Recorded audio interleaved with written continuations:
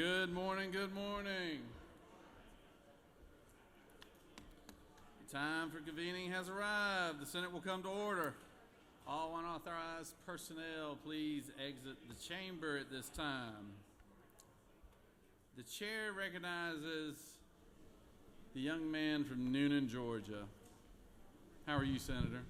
I'm great, Mr. President. Not feeling so young anymore.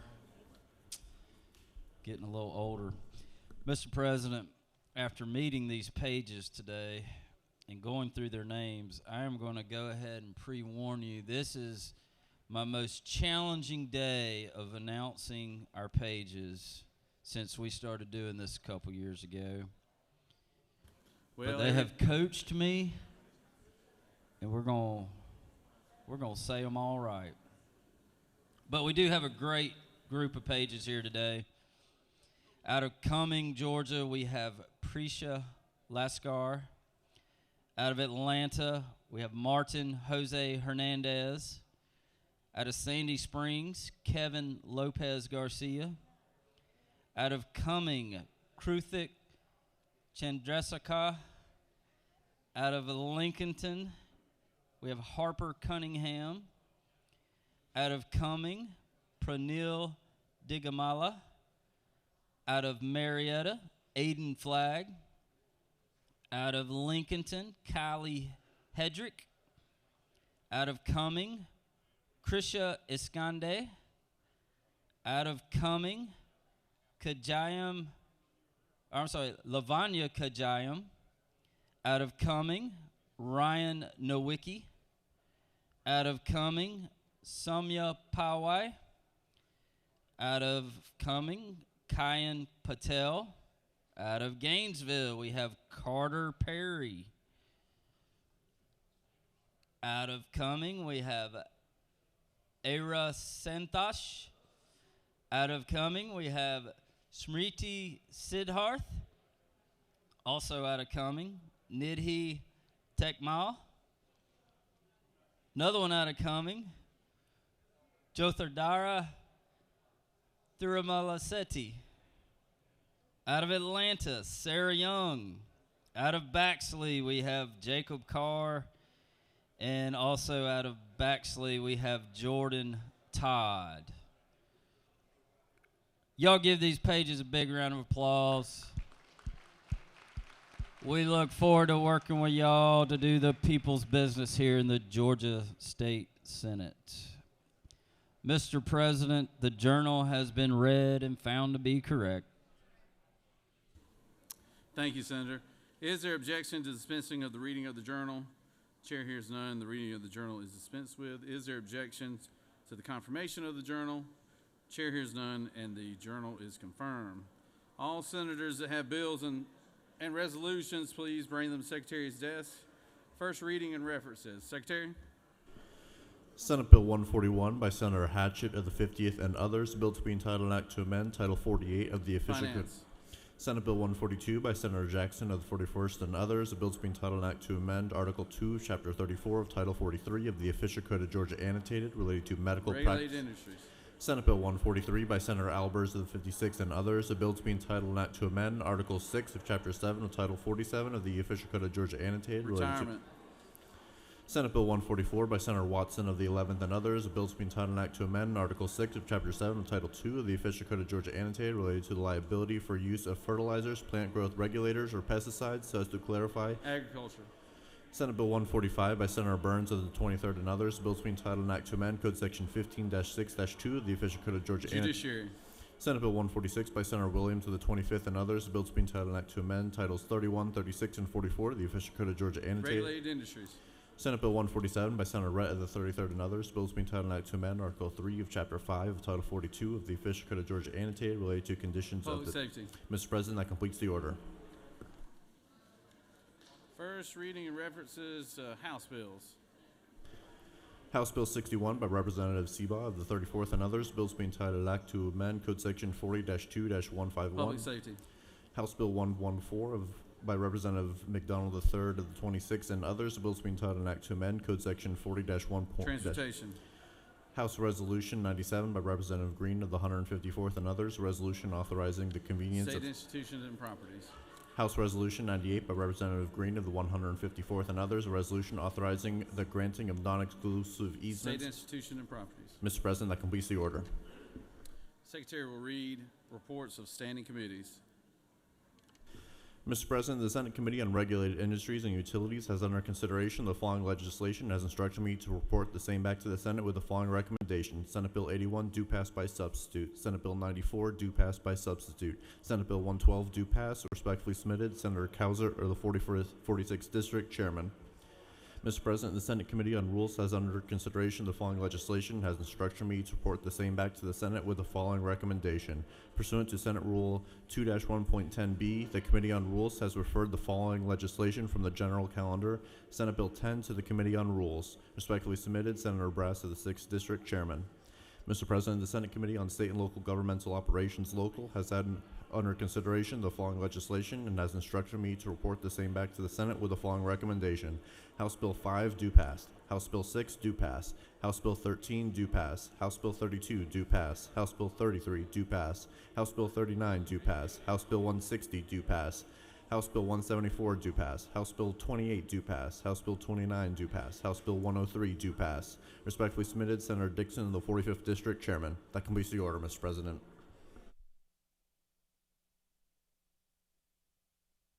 Secretary will read bills and resolutions for the second time. Senate Bill 52 by Senator Goodman of the 8th and others, Timberlands Recovery, Exemption, and Earning Stability Trees Act, enact. Senate Bill 68 by Senator Kennedy of the 18th and others, Civil Practice, Substantive and Comprehensive Revision of Provisions Regarding Civil Practice, Evidentiary Matters, Damages, and Liability and Tort Actions, provide. Senate Bill 97 by Senator Kennedy of the 18th and others, Georgia Courts Access and Consumer Protection Act. 69. Senate Bill 69 by Senator Kennedy of the 18th and others, Georgia Courts Access and Consumer Protections Act, enact. Senate Bill 72 by Senator Brass of the 6th and others, Hope for Georgia Patients Act, enact. Senate Bill 76 by Senator Eccles of the 49th and others, license plates, specialty license plate benefiting the Georgia Veterans Service Foundation, establish. Senate Bill 99 by Senator Robertson of the 29th and others, crimes and offenses, definition of law enforcement officer, provide.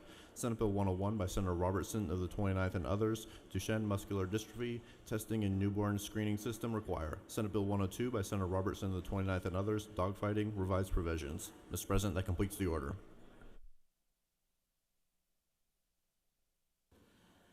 It is now time for the morning roll call. Are there any motions to excuse? Recognize the senator from the 33rd. Thank you, Mr. President, and good morning, y'all.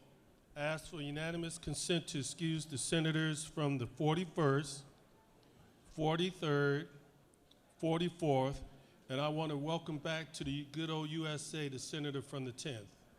Oh, he is back. Look at him. Without objection, senators from the 41st, the 43rd, and the 44th are excused. Any other motions to excuse? Secretary will call the roll. Senator, signify your presence by voting the yea switch. Secretary, unlock the machine.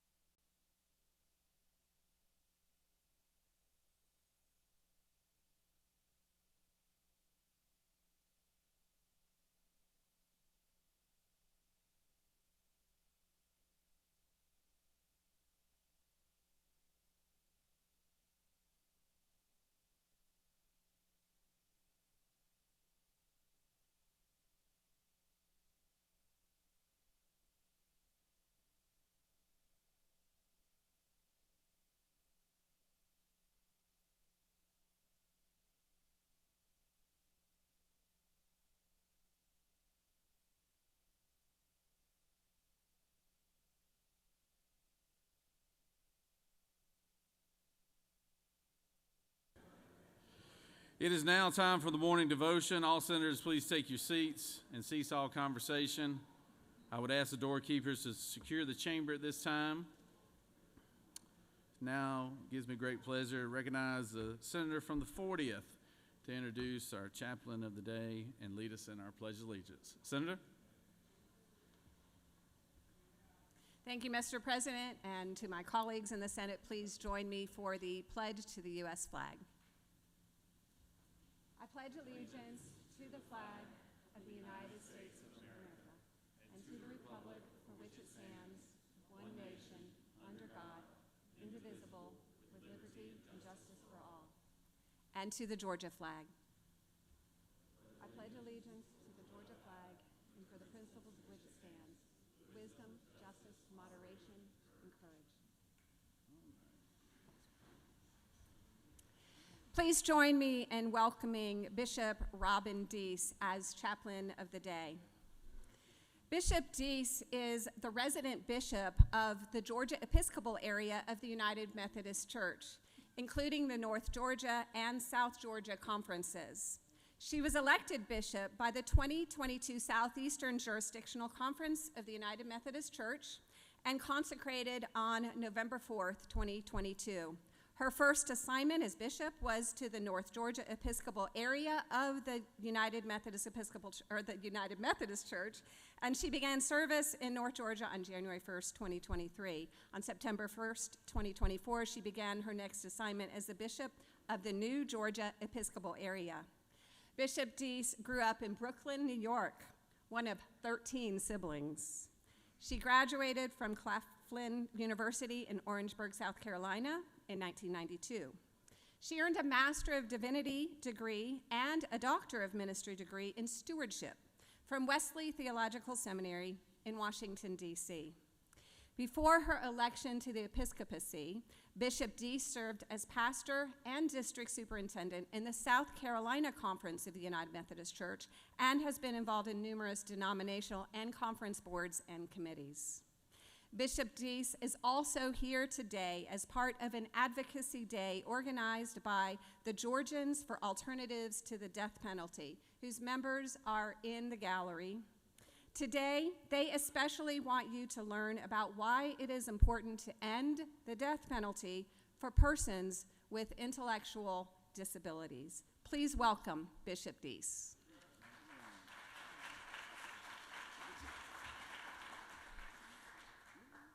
Lieutenant Governor Jones, Senator Harrell, and you, the members of the House, thank you for your vision and your leadership and your love for this significant work that you do for the state of Georgia. Senator Harrell mentioned that there were 13 siblings in my family, 2 parents in one home together, raising and nurturing 13 kids.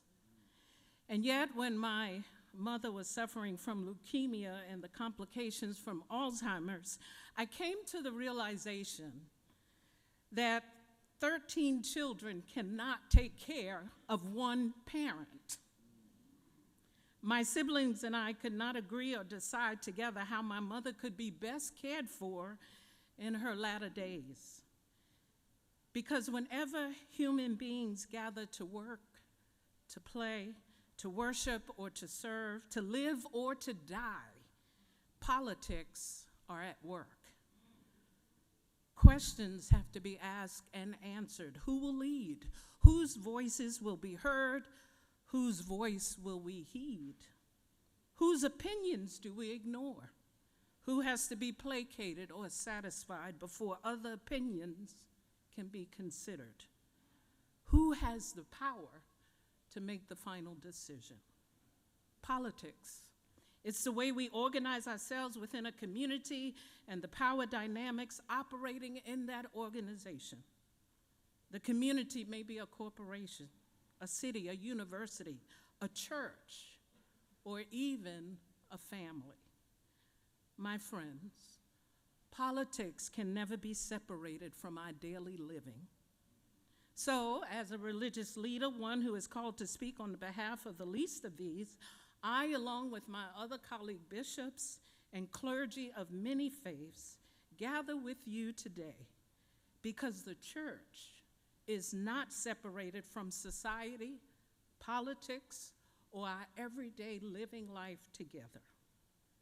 So I would ask that my colleague clergy, bishops, and the clergy would stand and extend their hands over this house as I pray. Gracious and loving God, we come before you with hearts full of gratitude for the leaders you have placed in positions of authority. We lift up these political leaders to you, asking for your divine guidance, wisdom, and strength as they navigate the complexities of governance here in this great state of Georgia. Grant them the courage to stand for justice and righteousness, even in the face of adversity. May they be inspired by those who have gone on before them, who have shown unwavering faith, resilience, and compassion in their leadership. Help them to listen to the voices of the marginalized and oppressed, and to act with empathy and fairness. Lord, we pray for unity and collaboration among our leaders, that they may work together for the common good, setting aside differences and finding common ground. Protect them from corruption and the temptations of power, and fill their hearts with a genuine desire to serve. We ask for your blessing upon our nation and its leaders, that they may lead with courage, humility, and steadfast commitment to justice and equality. It is in your holy name we ask these things, and we pray. And the people of God together said, amen.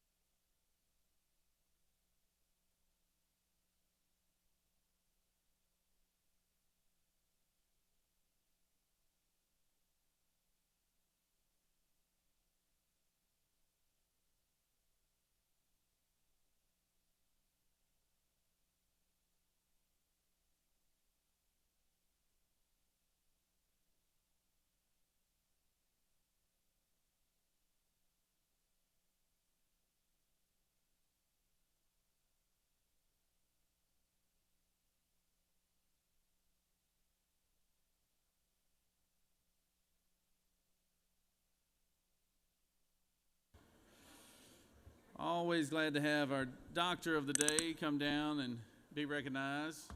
To do that today, I recognize the Senator from the 27th to introduce our Doctor of the Day. Thank you, Mr. President. Colleagues, I am pleased to introduce Dr. Andrea Huntley as our Doctor of the Day. Dr. Huntley is a board-certified psychiatrist with extensive experience in child, adolescent, and adult mental health care. She currently serves as education lead for child and adolescent psychiatry at Northeast Georgia Health System and as associate program director for psychiatry residency. Her dedication to both patient care and medical education makes her a valuable part of our community. Please join me in welcoming our Doctor of the Day, Dr. Andrea Huntley.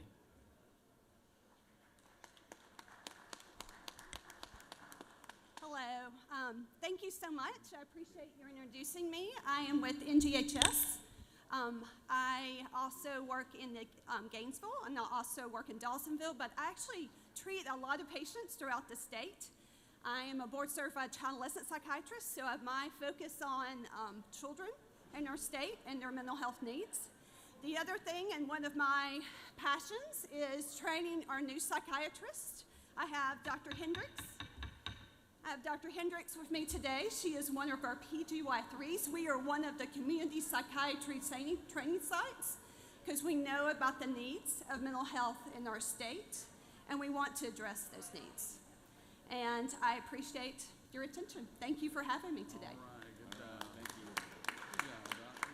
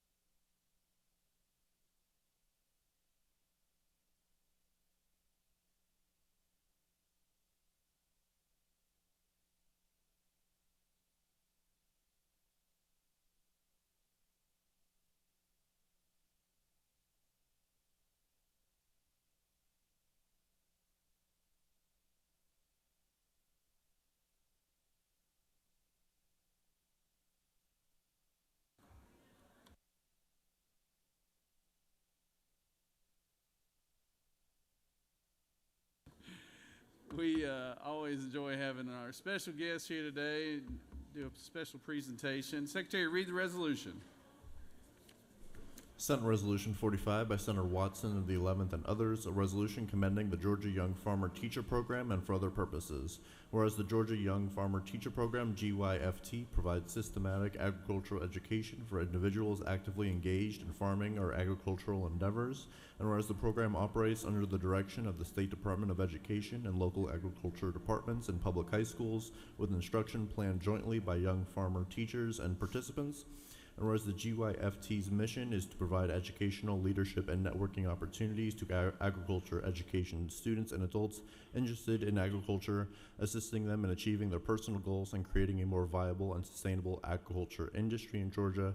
Now therefore be it resolved by the Senate that the members of this body commend the Georgia Young Farmer Teacher Program and extend best wishes for future growth and success. Mr. President, that completes the order. Is there objection to the adoption of the resolution? Chair hears none, and the resolution is adopted. Recognize the senator from the 11th. Speak to the resolution. Thank you, Mr. President. It's my honor today to recognize the Georgia Young Farmer Program and what they do across our state. I'm a proud member from Colquitt County, and I'm active in the chapter there. You know, as y'all know, it's a challenge to be a farmer these days, and it's great to have an organization like Georgia Young Farmers who's willing to step in and help us out with education and resources and help us make our farms better. As you know, agriculture is always changing, and this is where we get a lot of our information from. And of course, there's chapters all over the state, and they're going to talk about that in a minute, but each chapter treats their individual area and district different. And that's what makes them special, is they adapt to that and provide that agricultural education in their different districts. And just real quick, in Colquitt County, our young farmer teacher helps manage our school farm. And we have a school farm where our high school kids are able to go on that farm and learn about production agriculture. And then they're able to be part of the workforce that we bring back to our farm. And so it's just a great tool that we have in Colquitt County that's in partnership with the Young Farmer Program. But I'm going to turn it over to their president, Jamie Tate, who's another good friend of mine. We went to ABAC together, and we were talking earlier. That was 30 years ago almost. So it's good to have Jamie here and appreciate his leadership in this organization, and just grateful for what they do to keep our farmers educated and doing the great job to feed and clothe Georgians. So, Jamie, I'll turn it over to you. Thank you. Thank you, Sam. Also, Mr. Goodman here. Me and him met in college in different activities. And Mr. Anderson, are you a young farmer? I'm the granddaddy. The granddaddy. Hey, I'm Jamie Tate, president of the Georgia Young Farmer Association. At this time, I'd like to introduce our 2025 Georgia Young Farmer State Board. Cole Roper, vice president. Dalton Green, secretary. James Thomason, treasurer. Dustin Bowen, our director of public relations. Today, I bring greetings from the Georgia Young Farmer Association, an adult component of the Georgia Agricultural Education Program. We are grateful to be at the Capitol today and look forward to visiting with many of you today on our visit. Your continued support of our organization and over 65 chapters across the state of Georgia does not go unnoticed. We are blessed to have over 6,500 members in the Georgia Young Farmer Assembly and provide educational services to over 16,500 individuals across the state. Our program promotes agriculture education in the school system, the community for students and adults of all ages. Young farmer teachers bridge the gap between high school seniors and adults beyond the high school who are engaged in agriculture. The Young Farmer Education Program concentrates on both secondary and post-secondary agricultural learners and beyond. The program intends to serve all who have vested interest in agriculture and seek to continue educational training through educational classes, on-site visits. Lifelong learning is important for all who are involved in agriculture. The Georgia Young Farmers Education Program mission is to provide educational, leadership, and networking opportunities to agriculture education students and adults interested in agriculture, which assist them in achieving their personal goals and creating a more viable and more sustainable agriculture in Georgia's big ag industry. Thank you.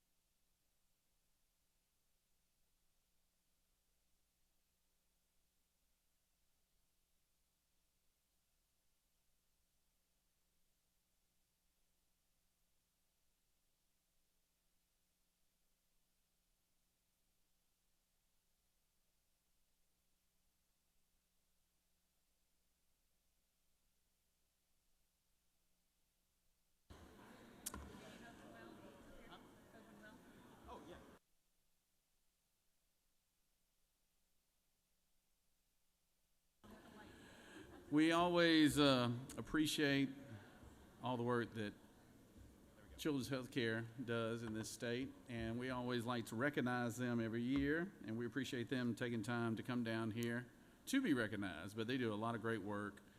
And we got a lot of great members of their leadership team and some future leaders behind us. So I recognize, actually, Secretary, read the resolution. Senate Resolution 64 by Senator McLaurin of the 14th and others, a resolution recognizing February 7th to 14th, 2025 as Congenital Heart Defect Awareness Week at the state capitol and for other purposes. Whereas congenital heart defects are one of the most frequently occurring birth defects and a leading cause of deaths related to birth defects worldwide, and whereas more than 1 million families across America face the challenges and hardships of raising children with congenital heart defects, and each year approximately 40,000 babies are born in the United States with these conditions, and whereas the Congenital Heart Defect Awareness Week provides an opportunity for families whose lives have been affected by congenital heart defects to celebrate life, remember the loved ones they have lost, honor dedicated health professionals, and share information with the public and the media. Now therefore be it resolved by the Senate that the members of this body recognize February 7th to 14th, 2025 as Congenital Heart Defect Awareness Week at the state capitol. Mr. President, that completes the order. Is there objection to the adoption of the resolution? Chair hears none, and the resolution is adopted. Recognize the senator from the 14th to speak to the resolution.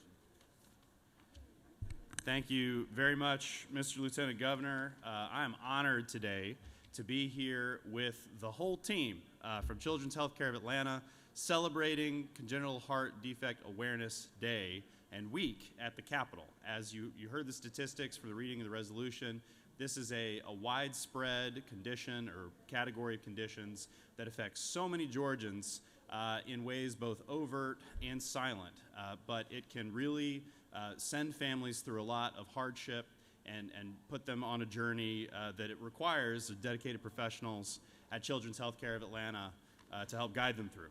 I have a couple special guests here today. We have Sloan from the Walsh family. We have Pascal.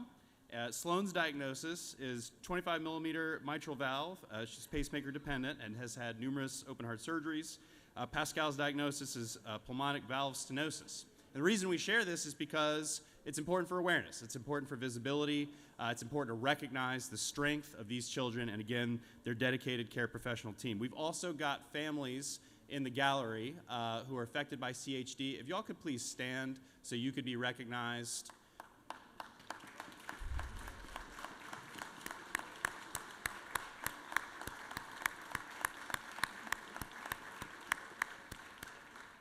We are so appreciative that you're here with us.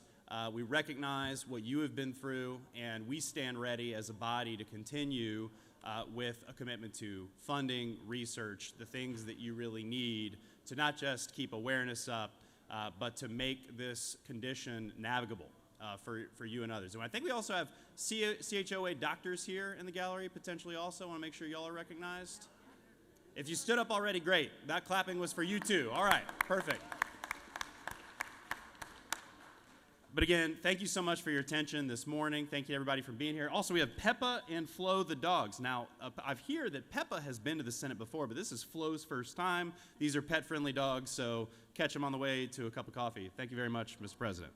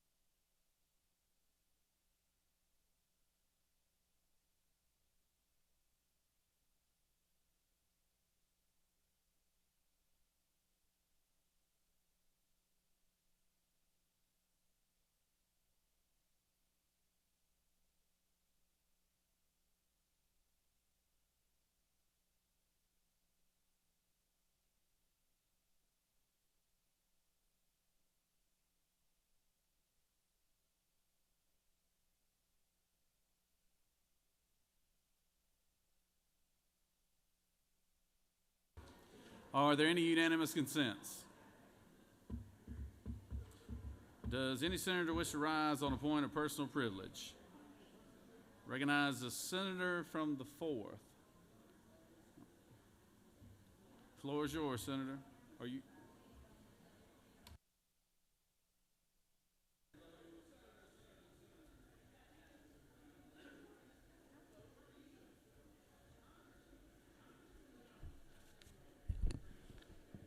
Thank you, Mr. President. I just want to make everybody aware that we have a press conference this afternoon at 4:10 recognizing the Interfaith Disaster Cleanup group. We all know that disasters bring all political parties together as one, and we saw that with Hurricane Elaine. We also know that all disasters bring all spiritual faiths together as one, and we saw that with Hurricane Helene. We saw the devastating power of water. We saw the devastating power of wind. We lost lives. We lost property.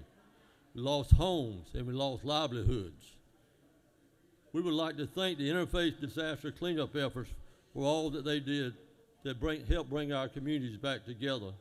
And we have a resolution that we will give to them this afternoon, thanking all faiths for working together to help clean up our disasters. Thank you, Mr. President. I yield the will.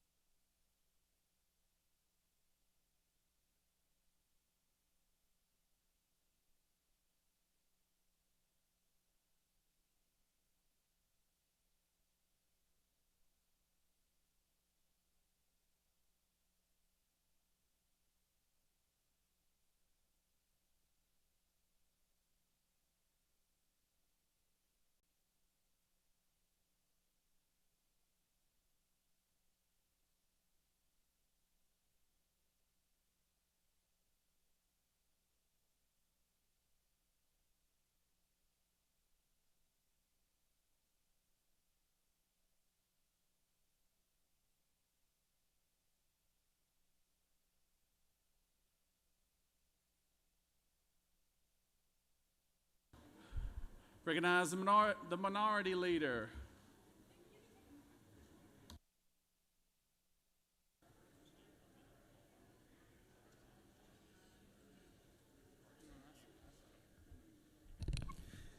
Thank you, Mr. President. It's my pleasure to introduce the men of Kappa Alpha Psi Fraternity Incorporated.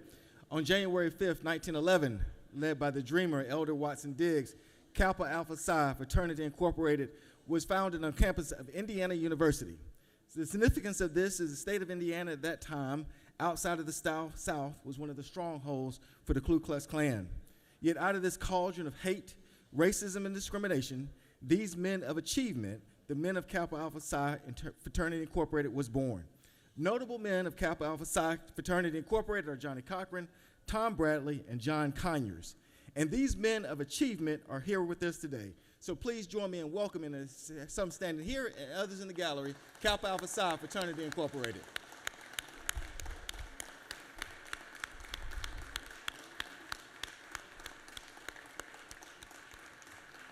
And with that, Mr. President, I yield the well. Thank you, Senator. Recognize the senator from the 13th for a point of personal privilege.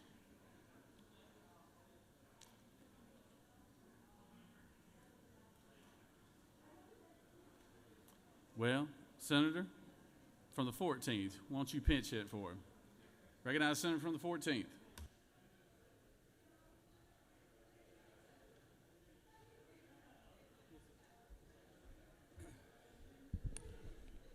Thank you, Mr. President. On Monday of this week, the Senator from the 56th made you aware from the well that on February 7th, I believe, Roswell, Georgia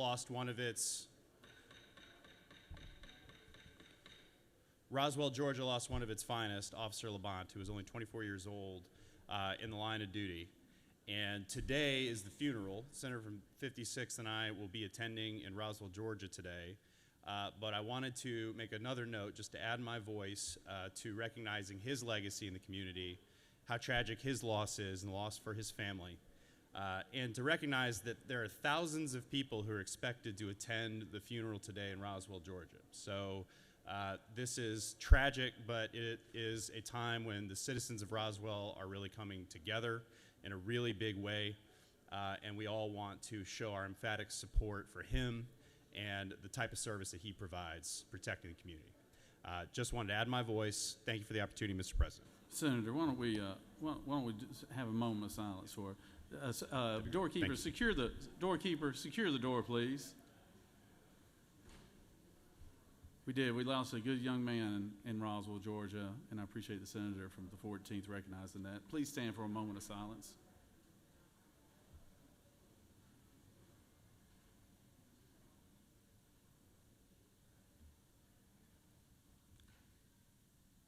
Thank you, Senator. Thank you, Mr. President.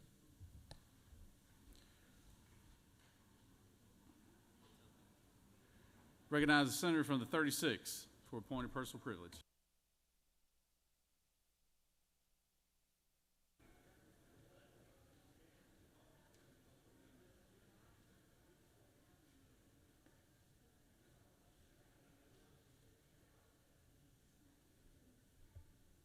Thank you, Mr. President.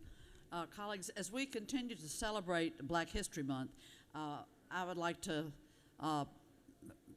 take a moment to lift up the name of Zernona Clayton, a woman whose life and legacy embody the very spirit of progress, perseverance, and purpose.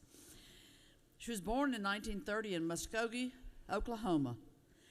Zernona Clayton's journey was shaped by a deep-rooted commitment to justice and equality. She pursued her education at Tennessee State University and later at the University of Chicago, equipping herself with the tools to break barriers and open doors that had been closed for far too long. She's just truly a remarkable woman who lives and works today in our midst here in Atlanta. Ms. Clayton's work in the civil rights movement is legendary. She joined forces with SCLC and Dr. King when they were in Chicago challenging and marching against discrimination. She and her husband, after volunteering in Chicago, uprooted their lives and transferred their citizenship down here to Atlanta. And she worked from then on as an advisor to Dr. Martin Luther King Jr.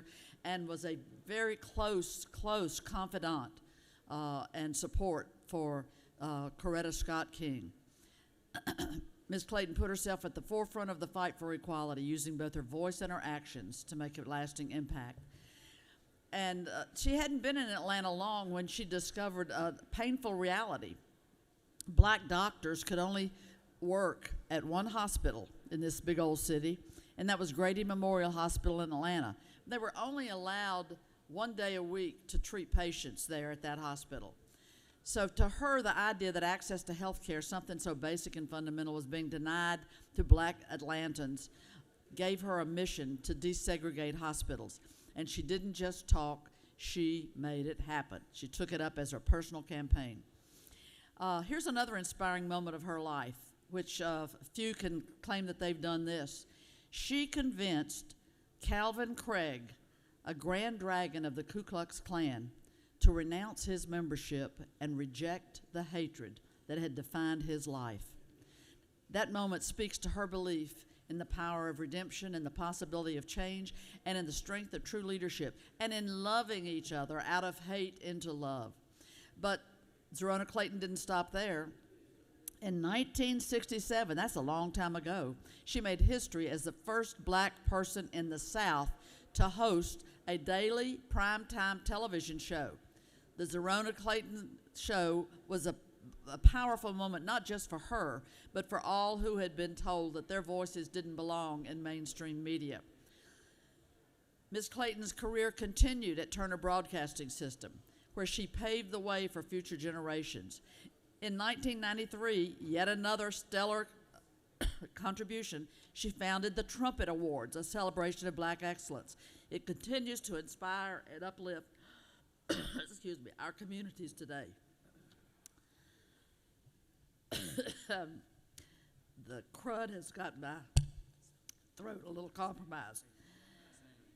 Perfect, thank you. But now I've got to unscrew it. You can see down at the Martin Luther King Jr. National Historic Site her work on display because she created a walk of fame for civil rights workers, both leaders and foot soldiers, and their footprints are imprinted there in a memorable installation.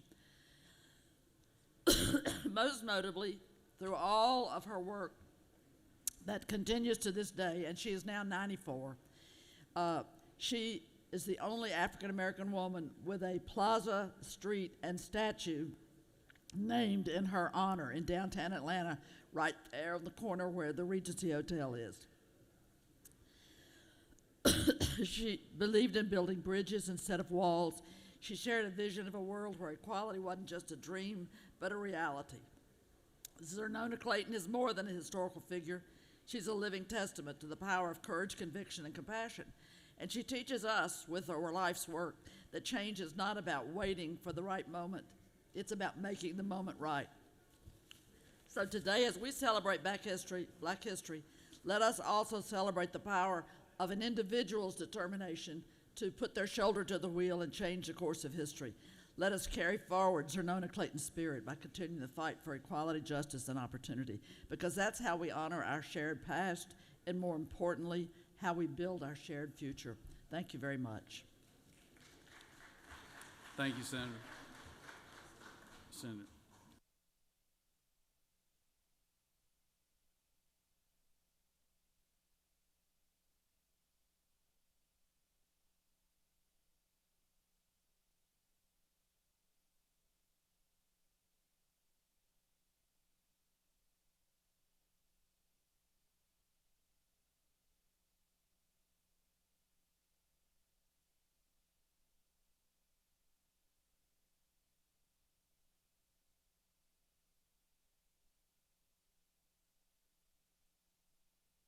Recognize the Senator from the 13th for a point of personal privilege.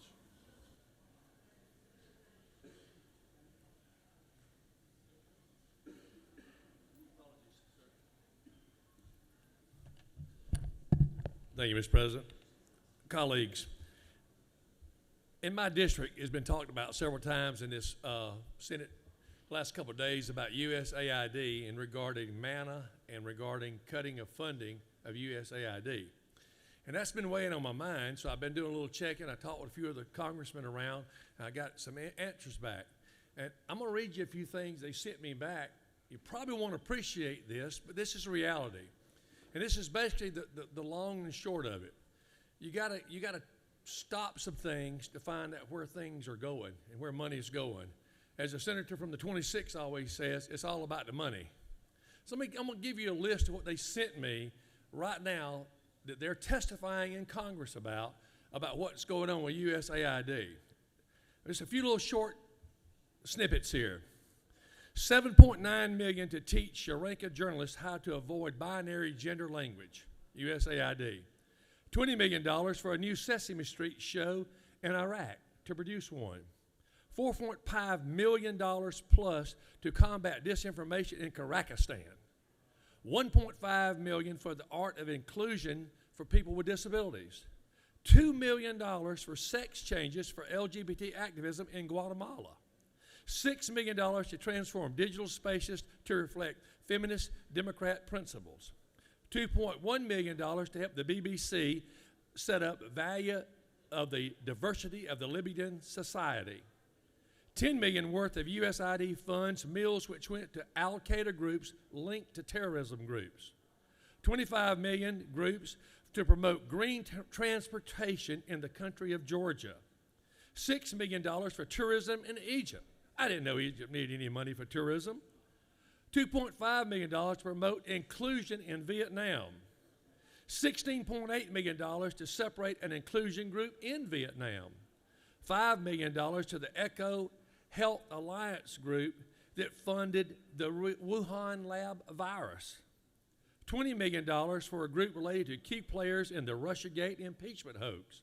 $1.1 million to an American LGBT group here. $1.2 million to the African American Methodist Church Services Development Agency to help build an auditorium in Washington. $1.3 million to the Arab and Jewish photographers. $1.5 million to promote LGBT and advocacy in Jamaica. $1.5 million to rebuild the Cuban media ecosystem. $2 million to promote LGBTQ equity throughout entrepreneurship through Latin America. $500,000 now, listen to this, to solve sectarian violence in Israel 10 days before October the 7th attack. $500,000. $2.3 million for a small gold-scale mining operation in the Amazon. $3.9 million for LGBT causes in Western Balklands. $3.5 million for LGBT activism in Uganda. $6 million for advancing LGBTQ policies around the world. $6.3 million to study men having sex with men in South Africa. Okay, $3.3 million for education and equity inclusion. U.S. climate strategy change is over $150 billion USAID has spent on that farce. And lastly, guys, if you don't stop some of this, we don't know where the money is going. And it affects someone in my district, and I talked to him about it yesterday. I said, how in the world are we going to know what's real and what's not real until they pull the plug and get a handle on how your money, these people in the gallery and these people in Georgia and all over the United States, our taxpayers' money is being spent and no one is in control of it. So I hate to say it, but I'm all in favor of stopping these programs to figure out what we truly need to be funding instead of this. It's been throw money at the problem. Just toss it out there. No one's watching. And people say Elon Musk is a bad guy for doing this. Thank God somebody's out there championing this and doing this and finding out what's going on. Mr. President, I yield well. Thank you, Senator. I recognize the senator from the 29th.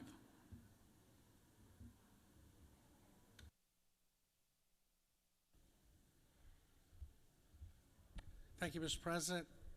I want to come up and briefly thank the senators that will be attending the funeral today for the fallen law enforcement officer. I think it's important that the families see that their elected officials care about a young officer doing his job and because of that losing his life. And I want you to think about that. A few days ago, a 24-year-old young man who went to school like all the rest of us went to school, elementary school, middle school, high school, friends, neighbors, girlfriends, buddies, laughing, having a good time. Decided he wanted to go out and be a law enforcement officer for whatever reason. He went out there, he went through the academy, and I'm going to tell you, it wasn't a cakewalk. He had to do PT every day. Not only did he have to try and run fast enough to pass the class, but he tried to run fast enough to beat everybody in his class. And he went out and he did the push-ups, he did the sit-ups, he did all the other things required. He was given a couple of books about this thick, and they're called Ports. And they have more than you will ever want to know about law, whether it's federal law, whether it's state law, city ordinances, everything that you can imagine. And all he had to do was learn it all so he could pass a test. And then he had to get in a vehicle and go drive at speeds he normally wouldn't drive at and avoid cones. He had to drive through cone courses with hundreds of cones forward. And then when he got to the end, making the time, they'd look at him and say, okay, now you got to back through it. And he did. because you got to back through it to pass the class. And if you hit a cone, you fail. And guess what happens if you fail? You don't get to be a post-certified peace officer in the state of Georgia. And they take him to a firearms range and they teach him how to operate a firearm. They send you to defensive tactics class and you get hit with ASP batons, expandable batons, metal batons, so you know where not to hit people. Where not to hit people. And then they take you outside and they get the most awful thing you can imagine, pepper spray, foam pepper spray, and they get about 18 inches from your face and they spray you with it. They spray it across your eyes. And once they spray it across your eyes, your job is to pat down, remove weapons off of it, handcuff someone with pepper spray clinging to your eyes. And when you get home that day and 3 days later, you get to wash your eyes out to get the effects out of it. And the best thing to wash it out of your eyes with is dishwashing detergent. And then you go back and they tell you it's taser day. In order to carry a taser, you have to be tased, and they tase you. And then you get through all that and you go to an FTO, and an FTO, your field training officer, runs you through the rigors and you have to understand everything. Still, you don't have the job until you complete everything. You wear the badge, you take the risks, but you don't have the job. And then one night at 7 o'clock in the evening, when everything should be normal, somebody calls about a suspicious person, and you walk behind a building. And guess what you don't do when you walk behind a building with suspicious people? The investigation is far from over, so I don't know all the circumstances, but I'm going to tell you, you're not trained to take your weapon out and walk behind a building at 7 p.m. because of a suspicious person. You're walking back there to investigate what's going on, because it may be somebody that works there. It may be somebody that's unsheltered or homeless and just looking for a place to hide, or you may go back there and there's somebody stealing copper off the back of the building. And you walk back there. And in a matter of split seconds, your life's over. And as tragic as this is, there are thousands of men and women in this state that make that choice every day. There's men in this chamber wearing business suits that make that choice every single day. And I promise you, if you back up 10 minutes and you ask every one of them whose names are on a wall in Washington, D.C., if they would make that choice again, they would tell you they absolutely would. So there are men and women in this state that you're going to question them when they make split-second decisions. You're going to honor them when they die. Just understand, if it weren't for those men and women, not a single person would be in this chamber. Thank you, Mr. President. I yield the well. Thank you, Senator.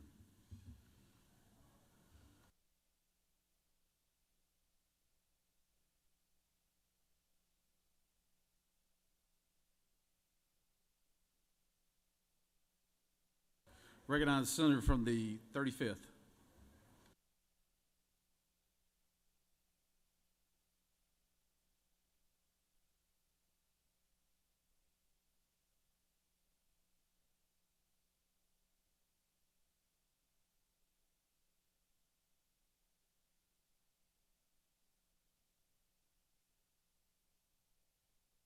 Mr. President, good morning.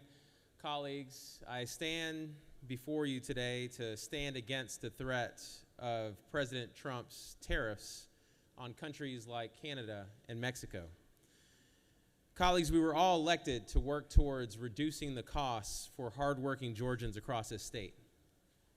And each one of you know that these tariffs are tax increases and would do the exact opposite of what we were sent here to do. These tariffs, which are sales tax on imported products, would wreak havoc on everyday Georgians. They would drive up the cost of food, clothing, and business equipment, whether it's a new iPhone, a Shein or Temu order, or a vehicle. Hardworking Georgians would feel this increase in the products that they pay. And while targeted tariffs might make sense to help level the playing field, especially in agriculture, that's not what's being proposed here. What's being proposed are broad tariffs on various countries, including our allies who have been trade partners not only with this country, but with the state of Georgia. To quote something that Republican Senator Mitch McConnell, who I do not normally agree with, but said, is that tariffs will drive up the costs of everything. In other words, it will be paid by American consumers. Why would you want to get in a fight with your allies over this? And y'all, there is no doubt who this tax increase will impact the most. Studies show that lower income Georgians will feel this by far at a time when low income Georgians are trying to put food on their table. My concern is the silence that I've heard, or not heard, from many folks in this chamber. This is a clear issue that all of us, Republicans and Democrats, can unite around to oppose. We serve under the Gold Dome to represent the interests of our constituents and to make life easier for every Georgian across this state. We must find ways to cut costs for Georgia families. Tariffs do the exact opposite. And y'all, this is personal for me for a number of reasons. I'm actually in the process of expanding one of my businesses, and my distributor just a couple weeks ago is concerned about how much more certain equipment might cost because of these threatened tariffs. And while I am fortunate enough to be able to take that hit, what about the single parent that's buying clothes for their children? What about that senior that is struggling for their next meal? They can't afford President Trump playing games with their wallets. Thankfully, leadership from Canada and Mexico have reached agreements to temporarily pause these tariffs. But don't let that fool you. President Trump is playing games with people's wallets, because what those leaders agreed to were the things that they agreed to under the Biden administration. I want to make sure that we sound the alarm and that we are loud about what the Trump administration is doing to drive up costs for everyday Georgians. And I hope that you join me in standing in opposition to this bad policy and speak out against it. I also have a resolution that we will be filing today, and I encourage you to sign it. Because, Mr. President, we have to get down to the business of cutting costs for Georgians, and we have to stop playing games with their wallets. I yield the well. Recognize the senator from the 42nd.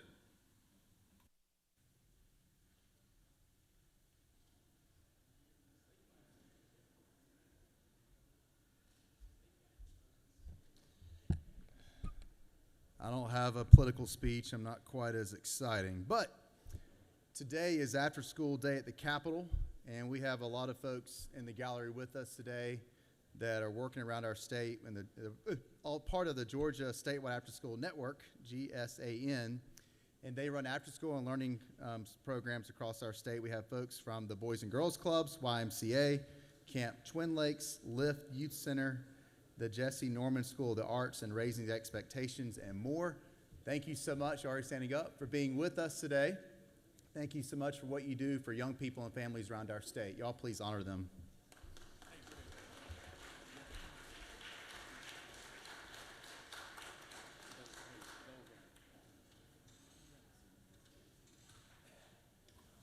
Recognize the senator from the 31st.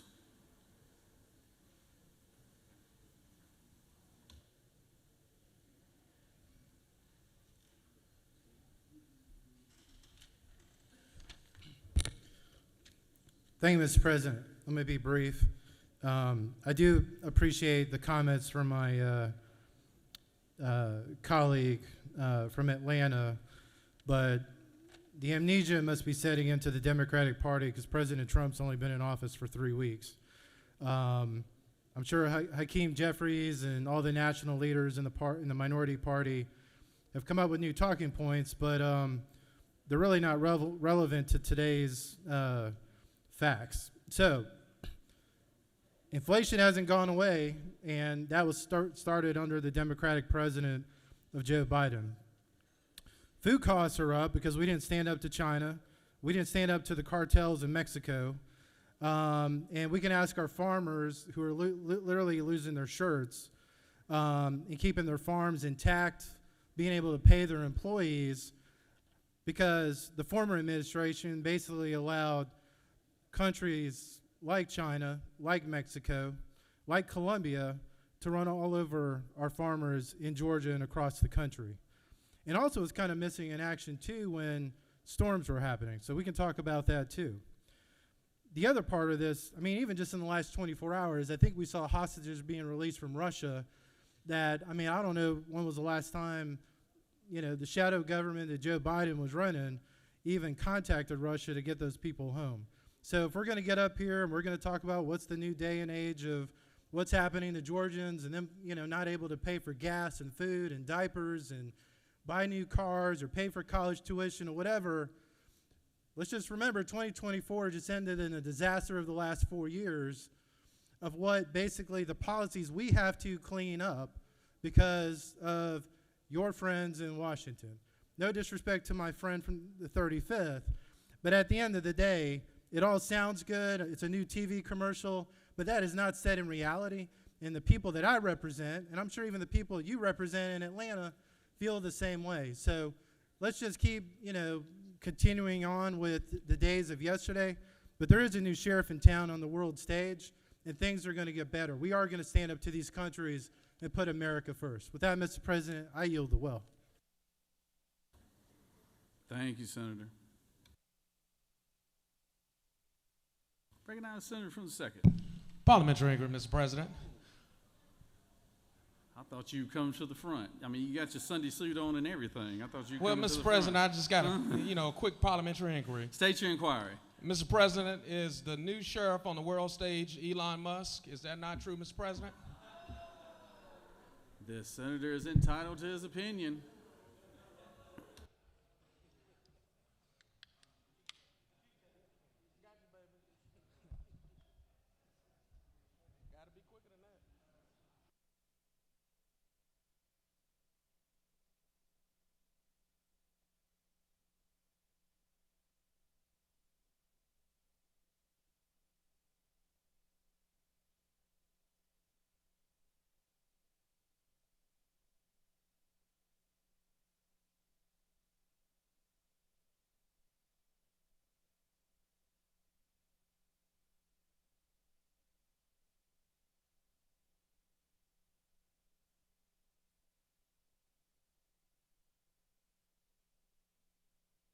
Does any other senator wish to rise on a point of personal privilege? My man, my old seatmate, the senator from the 26th.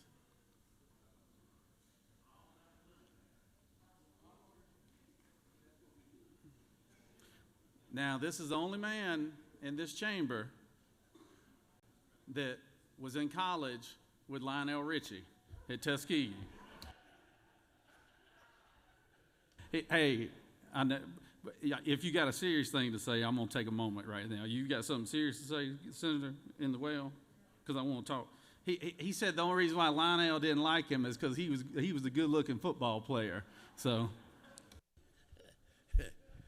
Mr. President, ladies and gentlemen of the Senate,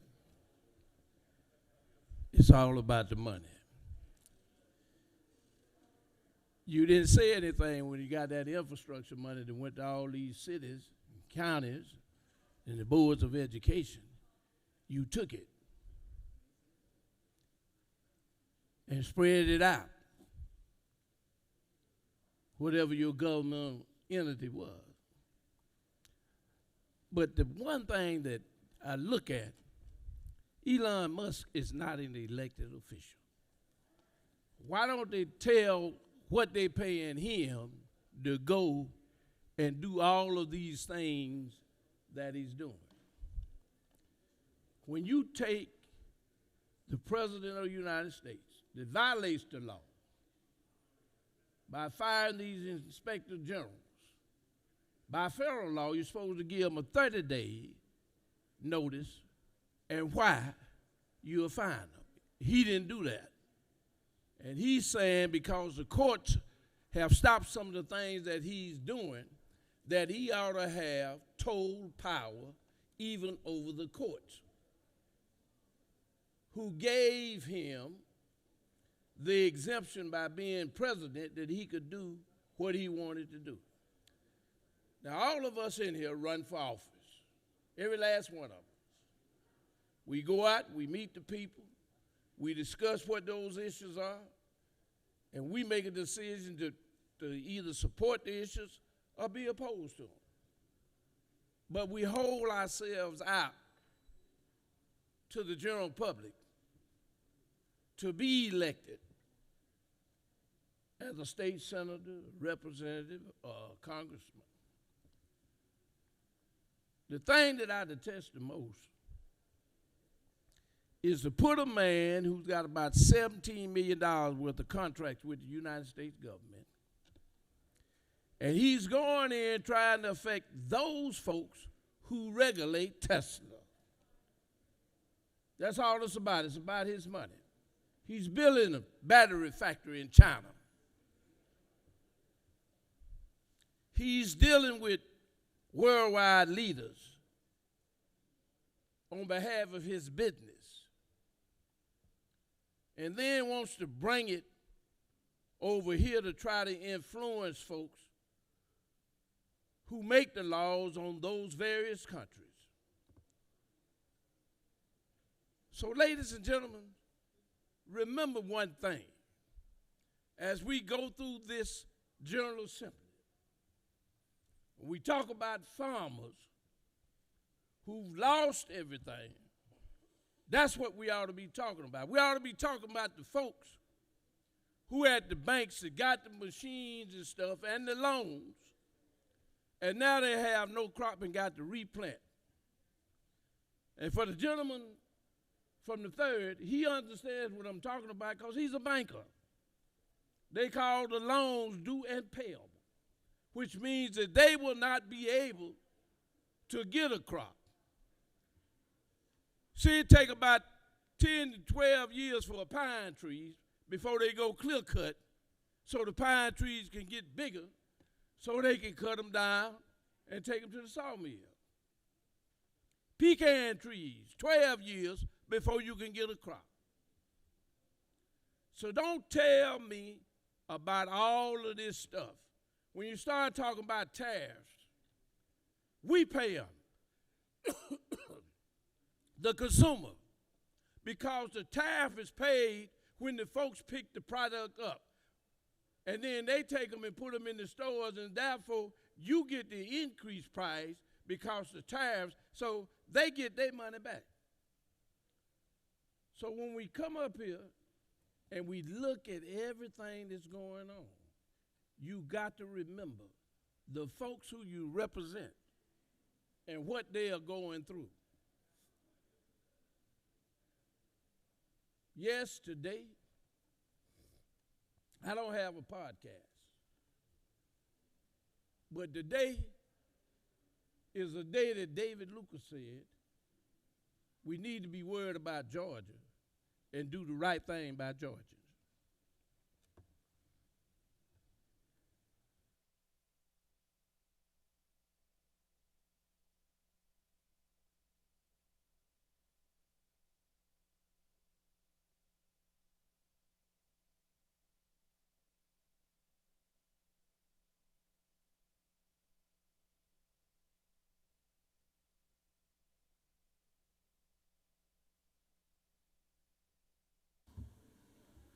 Recognize my ag chairman for a point of personal privilege.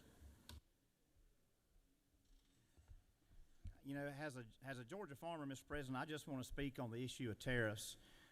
For the first time in our nation's history, in 2023, we became a net importer of food. We had a $17 billion trade deficit. Last year, it was $32 billion, and this year is expected to be $45 billion in trade deficit. And from my perspective, what we've been doing under both Democratic and Republican administrations for at least 50 years is we have been implementing emission standards, environmental standards, labor standards on American agriculture and American manufacturing.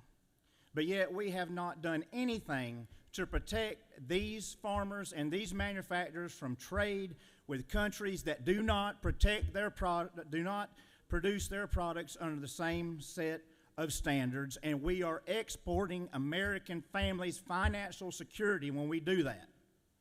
So I just want to say this. I believe our policy in this country is hypocritical because we say we care about labor standards. We say we care about the environment. But yet we allow these products to come into this country that are not produced under those set of standards, and we're losing our manufacturing and we're losing our agriculture because of it. There were 550 members of my co-op 20 years ago. There's 177 today. Let me tell you, Democrats in Congress, Mr. President, they had a bill that I would have supported. It was a carbon tariff. Any country that doesn't abide by the same emission standards as implemented in the United States, it would put a tariff on that product. There were 3 Democrats in Congress that supported that. I'm all for anything about leveling the playing field for Americans, American agriculture, and American manufacturing.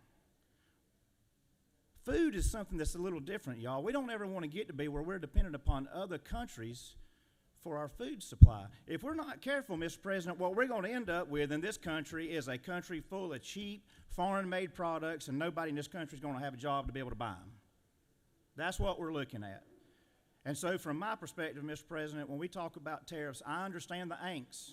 We talk about cotton. Cotton is a huge commodity in this state. But let me tell you, Mr. President, when NAFTA was enacted in 1994, since then we've lost 90% of our textile industry.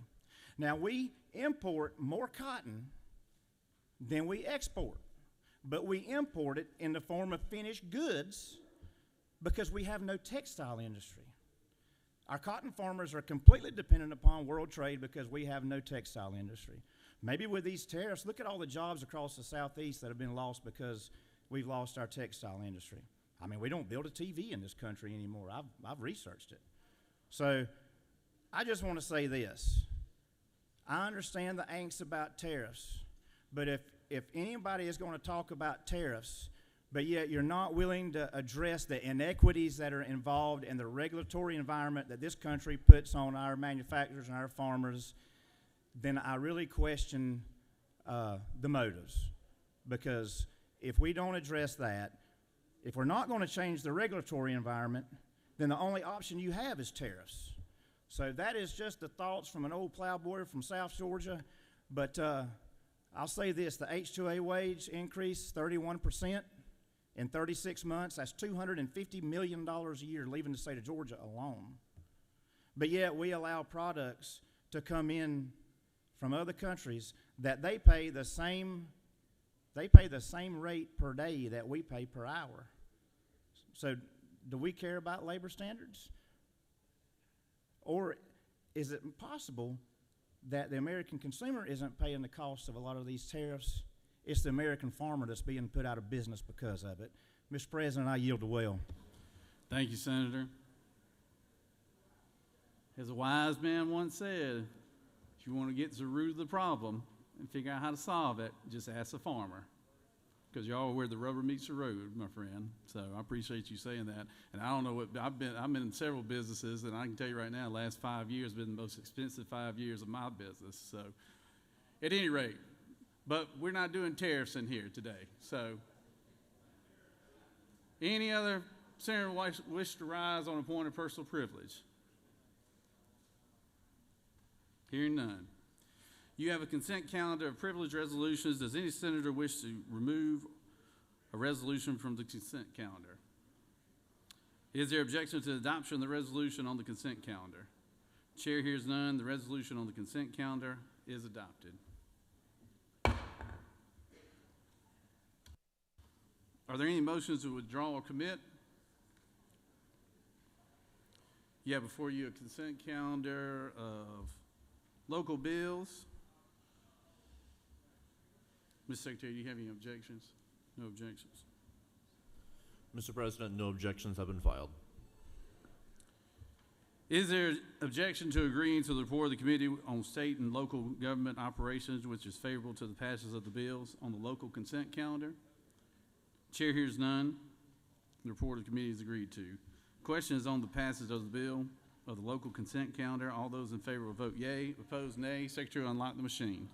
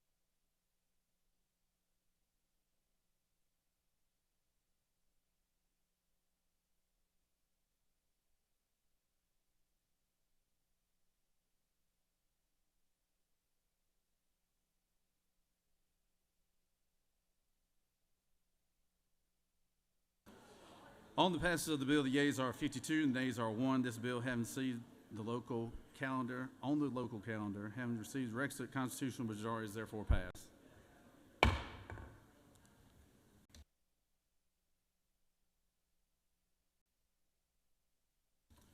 Recognize the Majority Leader. Mr. President, I ask unanimous consent that Senate Bill 47 be engrossed. Senator has asked for unanimous consent on Senate Bill 47 to be engrossed. Is there objection? There is objection. Would you like to speak to? Okay. All right. He's waived his reason to speak. Senator from the 30th, for what purpose do you rise? Just going to ask for unanimous consent to excuse the senator from the 49th. Without objection, Senator from the 49th is excused. Senator from Second, do you wish to speak on this, on your objection?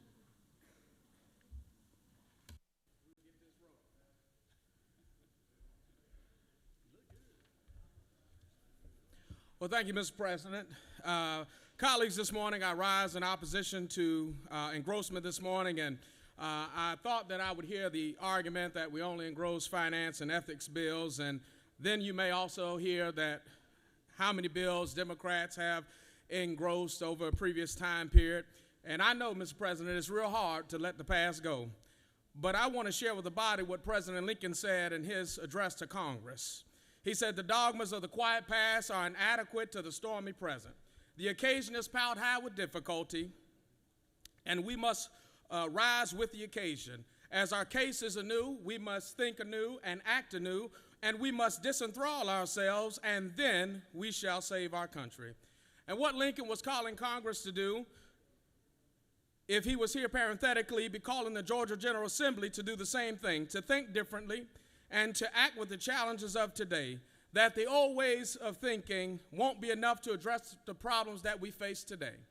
And the engrossment on this bill doesn't think about the working families of this state, doesn't think about the parents that have to buy school supplies, no school sales tax holiday on that, doesn't think about the folks that have to buy Pampers, pull-up milk and formula, no sales tax exemption on that. And if we had just been allowed the opportunity to add an amendment, we could have added it to this bill.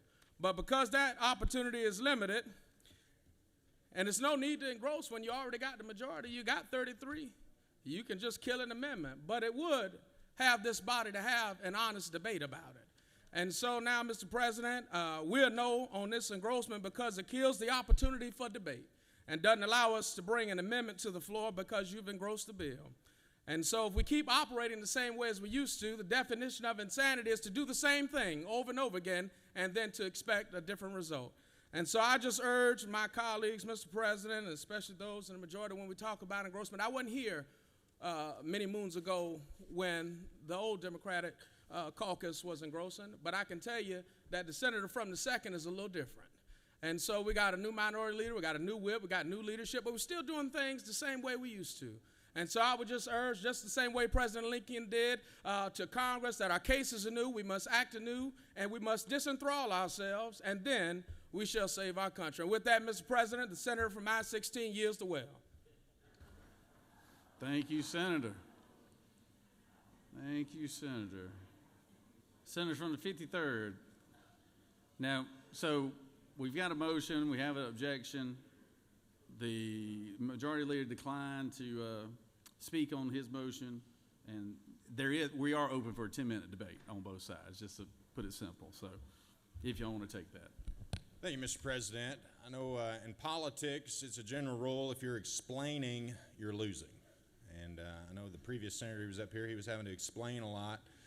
So I would assume that this engrossment is going to go forward, and we're not going to be able to change anything, but I'm about to be a no vote with the Democrats on this engrossment. And I just have to come to this well and explain that I'm voting no for the exact opposite reason. All right? Exact opposite reason. Because I don't think we should tax our Second Amendment rights at all. And this piece of legislation only goes to 11 days. And I wish it was 365 days for all guns. So anyway, Mr. President, I just had to come up here and explain that my no vote has absolutely no association with any of my Democratic colleagues.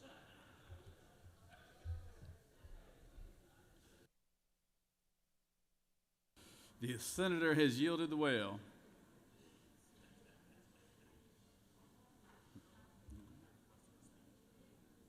I recognize the senator from the 19th. Parliamentary inquiry, Mr. President. State your inquiry. Mr. President, I'm just wondering, after the comments from my good friend from the senator from the 53rd, if he's gone so far to the right that he's now on the left? You know, these former House members that we have in this chamber now, I'm telling you. But you know what? They didn't like those guys over in the House, and I like the senator from the 14th, and I like the senator from the 53rd. So I don't know. I don't know, but even though they're total opposites. So senator from the 14th. Parliamentary inquiry, Mr. President. Where did the word engross come from? I mean, what's the concept here? Is it like a turducken, like the bill's so stuffed, like can't handle anymore? Like what's the thought behind? I'm sorry, Senator, I didn't hear the first part of your question. The word engross. Nobody's answered this question. Why do we use that word to mean you can't amend it? Senator, you have to ask the author of the one who made the motion right there, and you can either get him up in the well and ask him on the floor, or get him off to the side. Just a deep thought for everybody. Okay, thank you, Mr. President. Yeah. Senator from the 55th.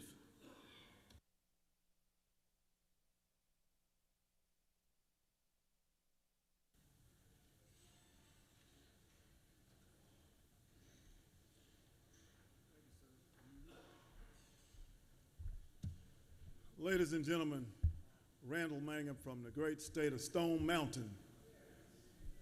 Oh, I'm not supposed to say that name.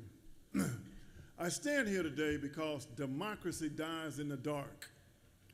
And it is a very unique tool to engross, but I am not on the committee that considered this bill. When I was growing up in high school, I had a shotgun, and I was glad I had it. I bought a shotgun, I had a shotgun given to me. I don't know whether I bought it or it was given to me, but I went through the whip fields, and it was a single shotgun. And I was going across the field, and this big black snake came, and I blew its head off. As a high school student, but Appalachia is a slap in the face when we have a bill like this and not debate on it, because I have an amendment that says simply to accept assault weapons that when you can pull that trigger one time and it continuously fires. We don't want that, give a holiday for that type of bill. I'm for the Second Amendment. I'm for you to, you come up in my house, you came up the wrong house. Let me say this. We're giving a tax holiday for a weapon. If you pull the trigger, you will continuously kill many people. That's not the message we want to send to Appalachia, to anybody. So I am asking you to vote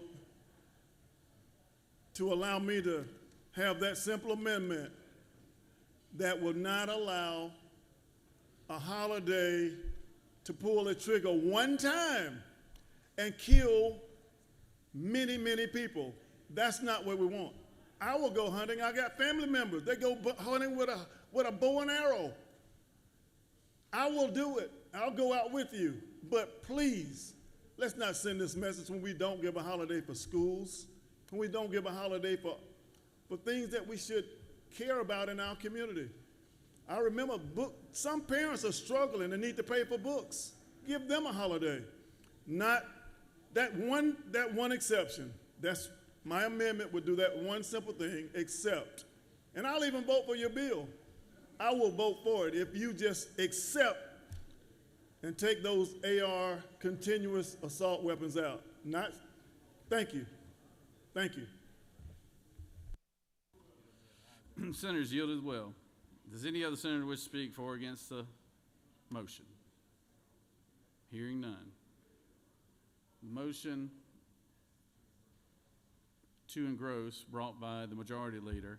All those in favor of the motion to engross SB 47 will vote yea. All those opposed, nay. Secretary, unlock the machine.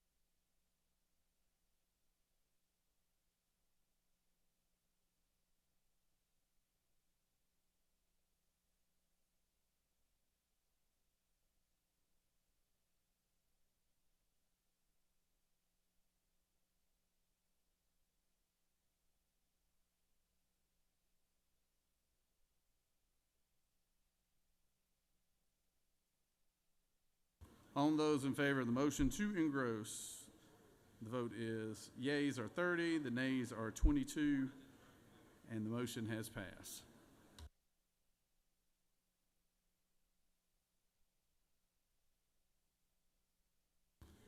Moving on to the rules calendar. Starting with SB 5, Senate Bill 5. Secretary, read the caption. Senate Bill 5 by Senator Kirkpatrick of the 32nd and others, a bill to be entitled an act to amend Chapter 46 of Title 33 of the Official Code of Georgia annotated related to certification of private review agents so as to provide for health insurers to implement and maintain a program that allows for the selective application of reductions in prior authorization requirements under certain circumstances, to provide for an annual filing, to provide for the promulgation of rules and regulations, to provide for related matters, to provide for an effective date of applicability, to repeal conflicting laws, and for other purposes. Mr. President, the Senate Committee on Insurance and Labor recommends that this bill do pass. Respectfully submitted, Senator Walker of the 20th District, Chairman. That completes the order, Mr. President. I recognize the senator from the 32nd to speak to the bill.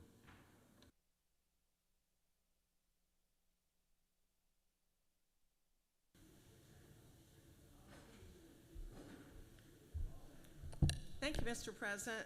Those of you who were here last year are going to recognize this bill. It was Senate Bill 307 last year, and it has to do with prior authorization, which is the process that insurance companies use to have providers get permission for the medical treatments that they are recommending. And that's for medical procedures, surgery, medications, and imaging. In recent years, a number of carriers have developed gold card programs, which is a fast track for providers that do the process right almost all the time.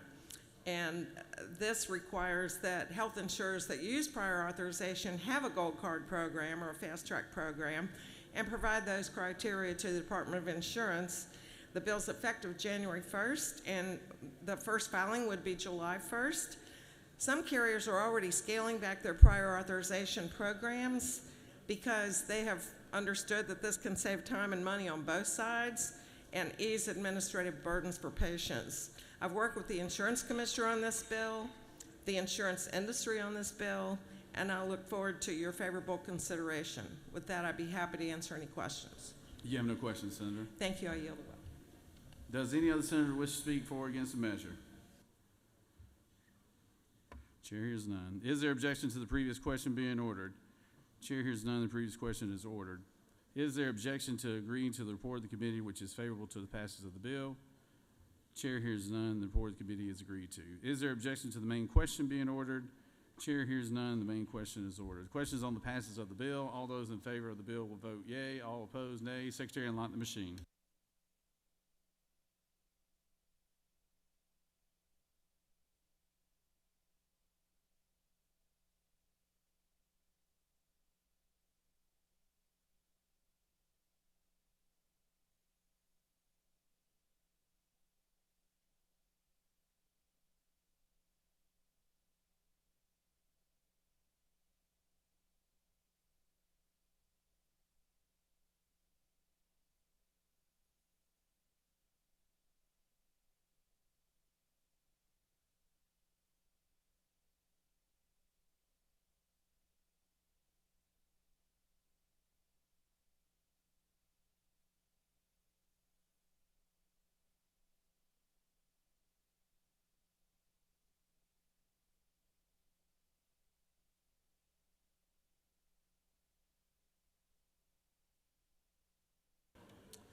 On the passage of the bill, the yeas are 51, the nays are 1. This bill, having received the requisite constitutional majority, is therefore passed.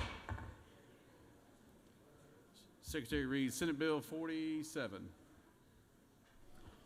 Senate Bill 47 by Senator Anna Vertarte of the 31st and others. The bill to be entitled an act to amend Code Section 48-8-3 of the Official Code of Georgia annotated related to exemptions from sales and use taxes so as to exempt sales of firearms, ammunition, gun safes, and related accessories during an 11-day period each year, to provide for related matters, to repeal conflicting laws, and for other purposes. Mr. President, the Senate Committee on Finance recommends that this bill do pass by substitute. Respectfully submitted, Senator Huffstetler of the 52nd District, Chairman. Mr. President, the Senate Committee on Finance offers the following substitute to Senate Bill 47, a bill to be entitled an act to amend Code Section 48-8-3 of the Official Code of Georgia annotated related to exemptions from sales and use taxes so as to exempt sales of firearms, ammunition, gun safes, and related accessories during an 11-day period each year, to provide for related matters, to repeal for an automatic repeal, to repeal conflicting laws, and for other purposes. Mr. President, a fiscal note and the minority report have been attached. That completes the order, Mr. President. Recognize the senator from the 31st. Speak to the bill.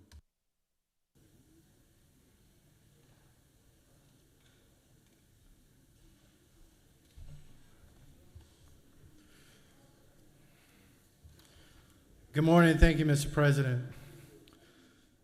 Senate Bill 47 is a pretty simple bill. This bill is promoting outdoorsmanship. In Georgia, hunting is the primary means of keeping the deer population in check, as well as preventing the destruction of crops or accidents with motorists caused by deer. Hunting also stimulates the Georgia economy, and we saw back in 2019, most recent figures, hunters accounted for nearly $1 billion in retail sales and 1.6 billion ripple effect.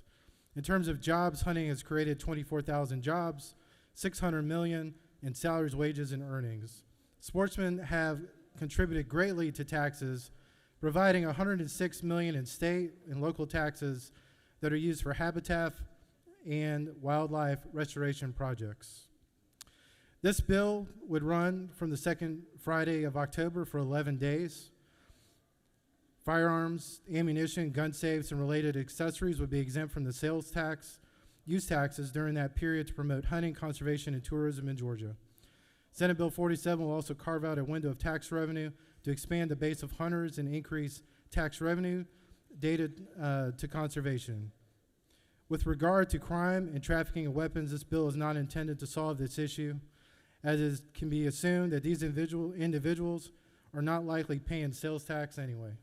There's also a sunset where this bill would basically sunset July 1st of 2029. And with that, Mr. President, I will yield for a couple questions.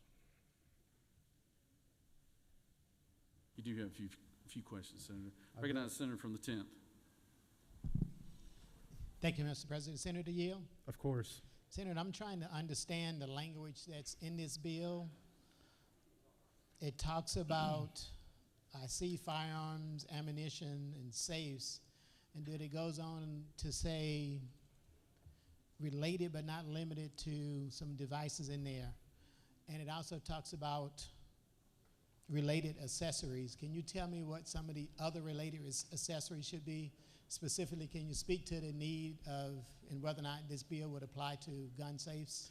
Yeah, I mean, any and, accessory that's trigger basically devices as well? I apologize, I interrupted you. Thank you for the question, Senator. So basically, related accessories is going to be anything related to accessories related to firearms, things that go with gun safes, could be add-ons or other things that are not listed in this line that you would find in a traditional sporting goods store or retail store or anything like that, even at Walmart. Senator Yield? Or even Home Depot when it comes to safes. Yes, sir. Senator, how do you feel about safe storage devices? I mean, I think if you're a responsible weapons carrier, a lawful weapons carrier, you're locking up your weapons, keeping them safe in your home. I think for those of us that promote and support the Second Amendment, I mean, I think basic education of our youth, I mean, we see it even in our schools with some of the shooting clubs and things to make sure that kids, even adults, are basically being responsible when it comes to safe storage of weapons. I don't know that Georgia or even the federal government needs to get into the practice of having to legislate basically education in our Second Amendment and infringing on that or common sense. So from the sound of that, Senator, the Senator further yield that you are generally in support of safe storage devices. Is that correct? I mean, gun safes are great. I own a gun safe. I have weapons in my gun safe. I even have, important documents to my family, like pictures, in a safe. Thank you, Senator. Thank you. Senator from 53rd. Well, my good friend, Yield. Yes, from the senator from Northwest Georgia.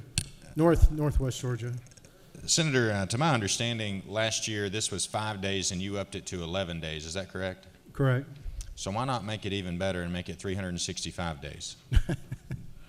I think that will be for each and every senator to decide. Basically, our focus here with these 11 days is around hunting season. Thank you, Senator. Thank you. Thank you for the question. Recognize Senator from 38th. Thank you, Mr. President. Does the gentleman yield? Yes. Would this sales tax holiday apply to AR-15s? In this bill, we have not defined the firearm. I mean, I'll just tell you that I don't believe, and I think this body knows me well enough to know that we shouldn't infringe on the Second Amendment. We shouldn't define specific firearms or legislate in them. I mean, if you're a criminal, you're somebody on the street that's going to cause harm or breaking the law, or you're in a gang, you shouldn't have a weapon already. Does the gentleman further yield? Yes, sir. Is it not true that the weapon that was used in the Appalachian High School shooting was a legally purchased AR-15? That's my understanding. Thank you. Yeah, one more question, Senator. I recognize the senator from the 9th. Senator Yield? Yep. Yes. Is it, because I've heard this in the media, is it true that the timing for this proposed sales tax exemption coincides with hunting season? Yes, we've had that debate in this body before. Now, does this bill specifically state that the tax exemption only applies to firearms that are primarily used for hunting? No, I think in terms of hunting, outdoorsmanship, sportsmanship, there's a lot of different devices that are covered in lines 9 through 11. I think the minority party, as we've seen in the minority report, has made it clear they want to do everything they can to infringe on the Second Amendment nickel and dime, different weapons or things. That's not what this bill does. This bill promotes outdoorsmanship, and I think speaks for itself. Would the senator yield for one more Yes, question? ma'am. Okay. So given that really handguns are linked to the vast majority of firearm-related crimes, would you, if we could have, been open to exclude handguns and ammunitions designed for handguns from this proposed sales tax exemption? Well, thank you for the question, Senator. So I think related to your question, knives are related to crimes, murders, assaults. I mean, there's other forms of weapons other than handguns that are used by criminals that are breaking the law, and it should be in prison. Thank you, Senator. Mr. President, I'll also just note, as it relates to the minority report, I know somebody will come up here and present the report, just ask for a favorable consideration, and any other, I mean, it's engrossed now, but any other attempts to change the bill, vote red. Thank you, Mr. President. The senator has yielded as well, Senator. Senator from the 13th, you waive. Senator from the 36th.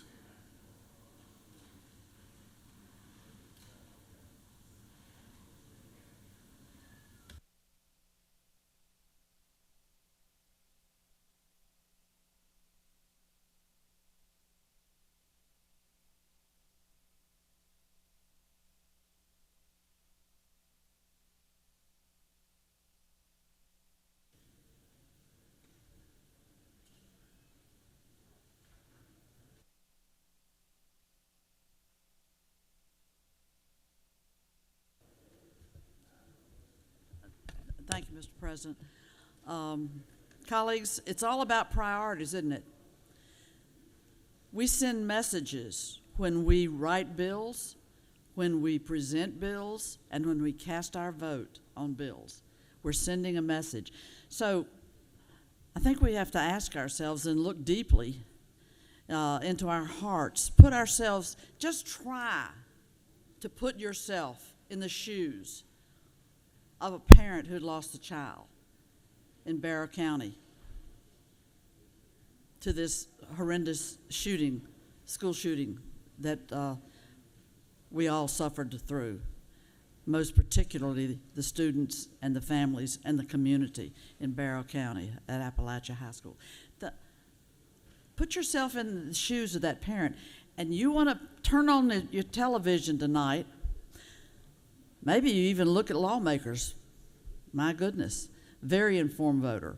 But you turn on your TV or you turn on your smartphone and you read that the Georgia Senate, hurrah, has passed a bill to give a sales tax break on gun sales. Are you all tone deaf? It's like taking a knife and sticking it right into the very heart of a parent who's lost a child, of a family who's lost a teacher, a dad. And this is the message that we think it's appropriate at this time and in this place. You know it's not. You know it's not the message that we should be sending. We have for years in Finance Committee begged and pleaded, could women and girls feminine products enjoy a sales tax relief? The answer is always no. The bill's never quite ready. But when the chairman of the Senate GOP caucus brings this bill in the very shadow of this horrendous school shooting that tore at the hearts and the minds of Georgians all across. We mourned with this community that was hit by this school shooting. And we want to stand up and send this bill, which is nothing but a message saying, hurrah for guns. Hurrah for guns. We want to have a sales tax holiday. And we started out with 5. Let's put it up to 11 days. That's a message, folks. You want to go home, and your constituents are going to be hearing this on TV tonight. Some of them might even come up at church and ask you how you voted on it. Lord have mercy. Lord have mercy. Your pastor might even say, let me speak to you for a minute about this. Do you know anything about that bill? You didn't vote for it, did you? That's a genuine question which we should all be prepared to answer and explain our vote here.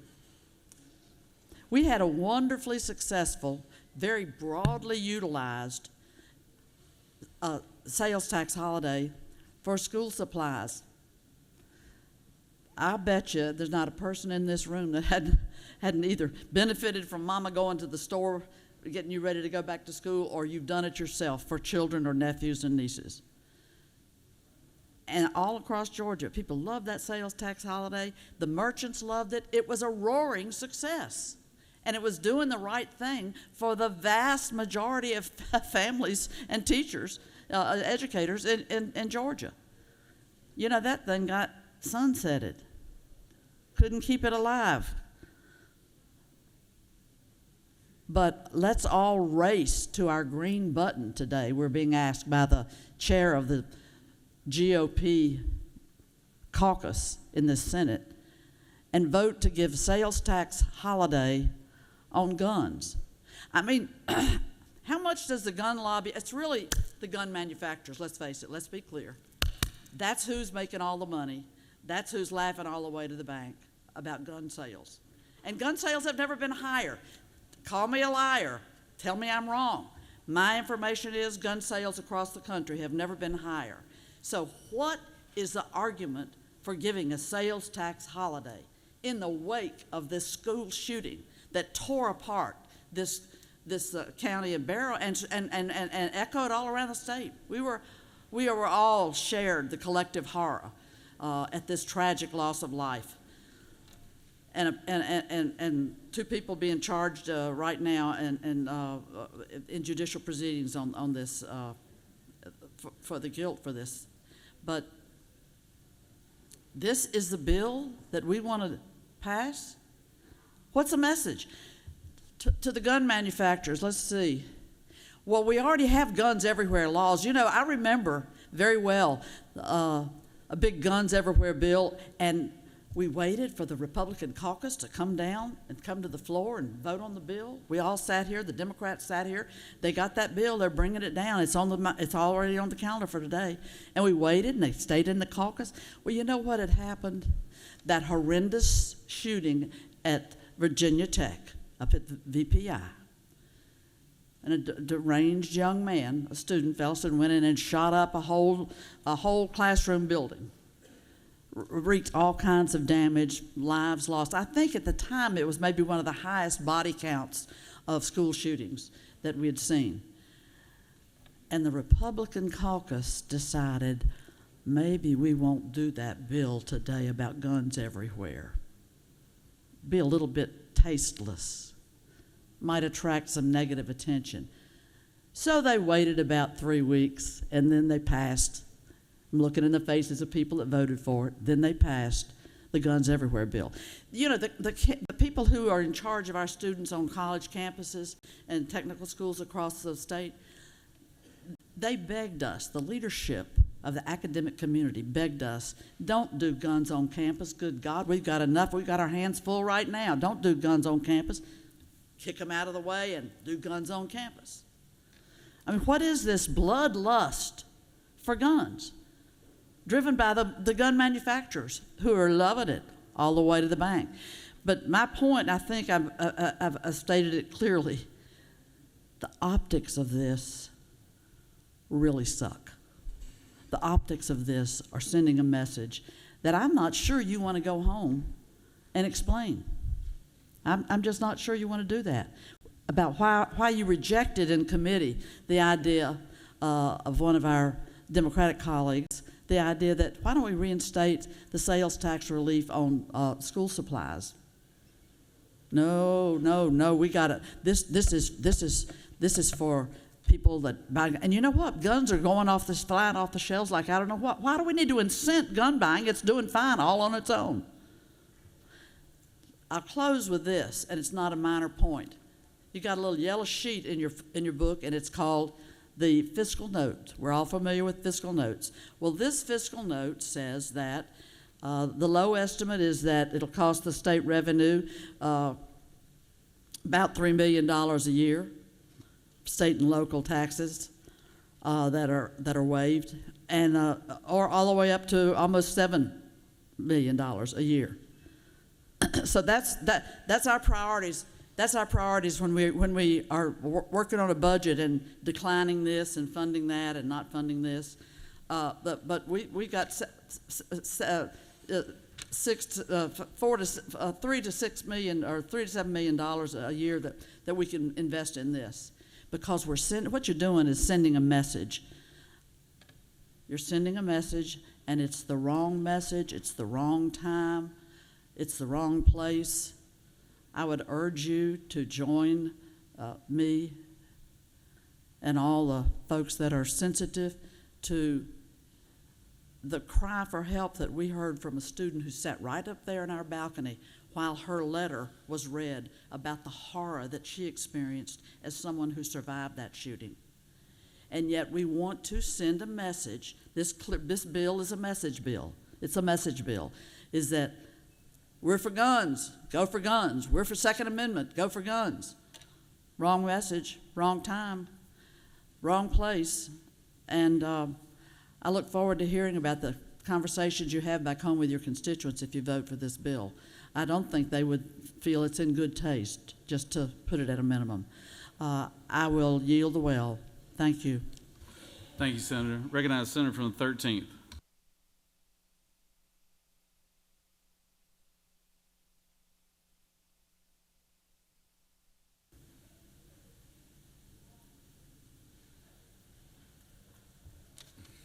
Thank you, Mr. President. Colleagues, I'm not here to even remotely suggest how you should vote on this bill. You do what you got to do on this bill. I'm here to clear up a couple of misunderstandings that we hear in this room quite often. Does everybody in this room know what an AR-15 is? I keep hearing this term. AR-15. What does AR-15 stand for? And I won't challenge you to answer my question. I'll answer your question, Senator, and I'll answer the question back there. People have a catch-all phrase. AR, what does that mean? Assault rifle. Assault rifle or automatic rifle, AR-15. That is not what it stands for. AR was Armalite Company that was developed in 1950, and they've been making guns a long time. Has absolutely nothing to do with assault rifle or a rifle or an automatic weapon. It is a company that started building pistols, by the way, and developed things for the Army. Okay, that's where AR came from. And we always get hung up on this stuff, assault. Let me tell you what an assault weapon is. It was a Ford truck that was used to kill people in New Orleans. That's what it was. It's a pressure cooker that was used to blow up people in a race, in a marathon race in Boston. That's what assault things are that people do. And we get caught up in this stuff about guns, what things are. Let me tell you something. I own a lot of guns. I like to collect them. I like to shoot them. I like to go hunting. It has nothing to do with this right here. I appreciate this bill because it allows safety in this bill that you can buy safety items to go along with guns. I appreciate the Senator from the 31st for bringing this bill. I just want you all to know, AR does not stand for assault rifle or automatic rifle. Thank you, Mr. President. I yield the well. Thank you, Senator. I recognize the Senator from the 38th.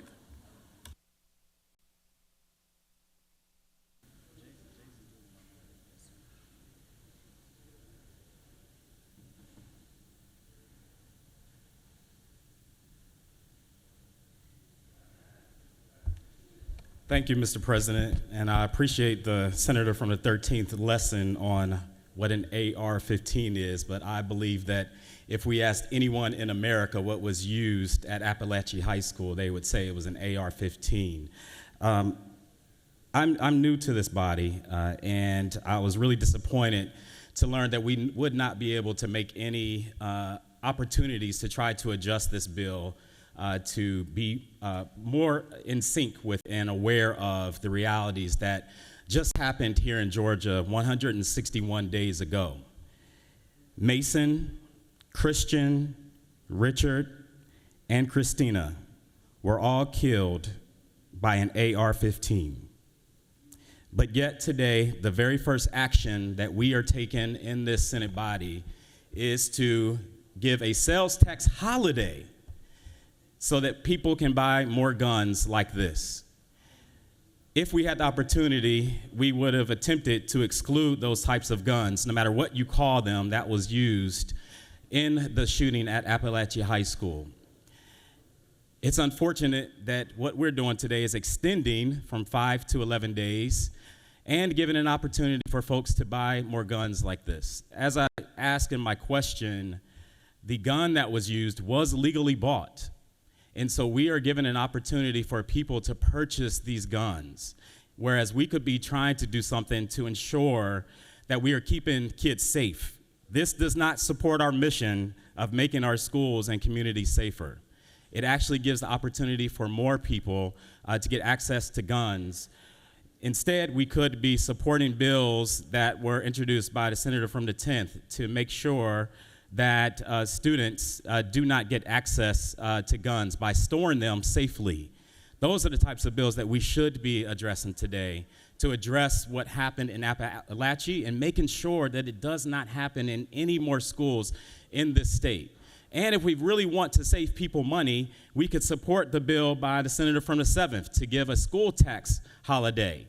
I'm sure there are many people that would go out and buy guns that have children that would prefer to have a sales tax holiday so that they can get supplies for their kids. But yet what we're doing is making it easy for people to purchase guns and costing the state money in doing so. So I think it's just very unfortunate that that is the first action that this body is taking in wake of what happened 161 days ago here in Georgia. And with that, Mr. President, I yield the well. Oh, I'm sorry. You do have a believe, few see if there are questions. some questions. Senator from the 44. Thank you, Mr. President. Will the gentleman yield? Yes. Thank you, Senator. One of the things I've been wondering about is, hunters certainly are passionate about their sport and their activity.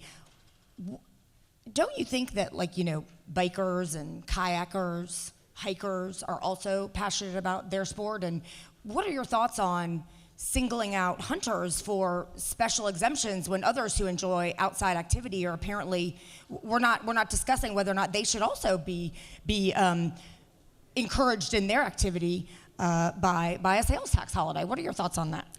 Yeah, I appreciate the question. One thing that struck me when the senator from the 31st spoke about the bill is he said it was about outdoorsmanship. But it seems to me that the only sport that we're encouraging is more hunting and allowing more folks to get access to guns when there's lots of other ways that we can go and explore the outdoors. And so I think it's unfortunate that we're not giving a sales tax holiday to other outdoors activities and instead focusing on guns in the wake of a tragedy that happened right here in Georgia. Thank you. Another question.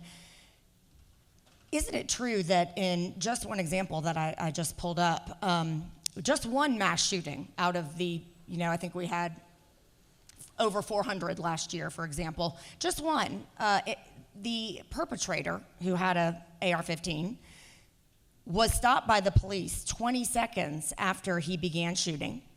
10 seconds later, he was dead. But in that 30 seconds, 9 people were killed and 27 were injured. Isn't that true, Senator? That is true. And Senator, isn't that why, the amendment that the senator from the 55th spoke so passionately about would really make sense to talk about in this instance? Absolutely. The unique, deadly nature of some of these weapons that we're actually encouraging, incentivizing, and doing a tax giveaway on. That's absolutely 9 right. dead and 27 injured in 30 seconds. That's right. Thank you. One more question. Isn't it true that we have a coalition that's actually led by emergency room doctors and pediatricians that are active in this Capitol every single day right now, begging us to do something about safe storage of guns because, sadly, guns have been the #1 cause of death of children in our state for a few years running now? That is Isn't that true? That is true, and we have a problem with too many young folk getting access to guns, and this does not address that issue that they are so passionately advocating for.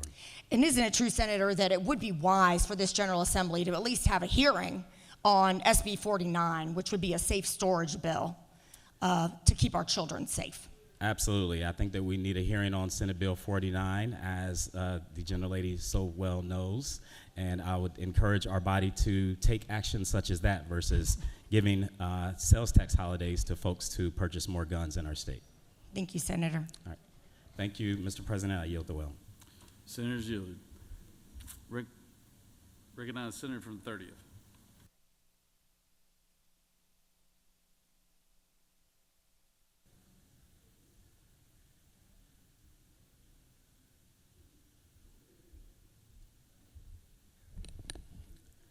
Thank you, Mr. President. I was not going to come down to the well because this is really a simple bill. It's a sales tax bill. But then the senator, my friend from the 36, brought up the guns everywhere bill, I believe is the way it was described. Well, that was House Bill 89. I authored that bill.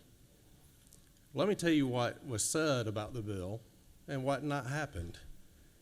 We were told that when chicken wings were dropped in a restaurant, lead would fly. Didn't happen.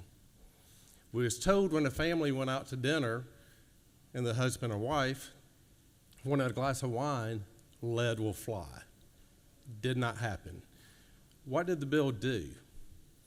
Number one, it laid the groundwork to where we are today, which is constitutional carry, which is very important to this state and to our citizens. What we're talking about is a simple sales tax for 11 days for a huge industry in this state. But we're distorting that. Our citizens have the right to self-defense. There are many studies out there, low end, very conservative, 100,000, some says over 1 million instances a year are stopped by a law-abiding citizen with a firearm without a shot being fired, stopping crimes. Our families are precious to us. We have the right to defend our families and third parties, if that came about, in a way that we have to. The Second Amendment is there so we can protect ourselves. Sadly, some people say the Second Amendment was about hunting. If we look back to our founding fathers, that's not the case at all. It was to protect them against a tyrannical government. George Washington said, firearms are the teeth of the people. We can say everything we want to say about this bill, either in favor or against. The Second Amendment is there to protect us, the citizens, the ones that we represent. If someone wants to go out because it's their first time buying a firearm, former law enforcement, I hope they go get the training they need to use that firearm proficiently. And if it's a sales tax holiday that allows them to do it, or to go out and buy that shotgun for their kid so they can take them into the woods and teach them how to hunt, how to respect nature, and just understand the beauty of that partnership between a father and a child or a mother and a child or the family going out hunting together, and this allows them to do it, then let's do it. But let's not distort this to something that it's not. And that's what we're doing. We have the right to the Second Amendment. It's there for a reason. If you don't want to carry, don't carry. I have a feeling most of us have a concealed weapons permit in this building. We use that for a reason, to make sure that we protect our families. So please, it's a sales tax for 11 days. Let's not distort this to something that it's not. Mr. President, I yield the well. Thank you, Senator. I know. You House members are y'all hard-headed. Ain't no doubt about it. Hard-headed bunch. Recognize the senator from the 29th.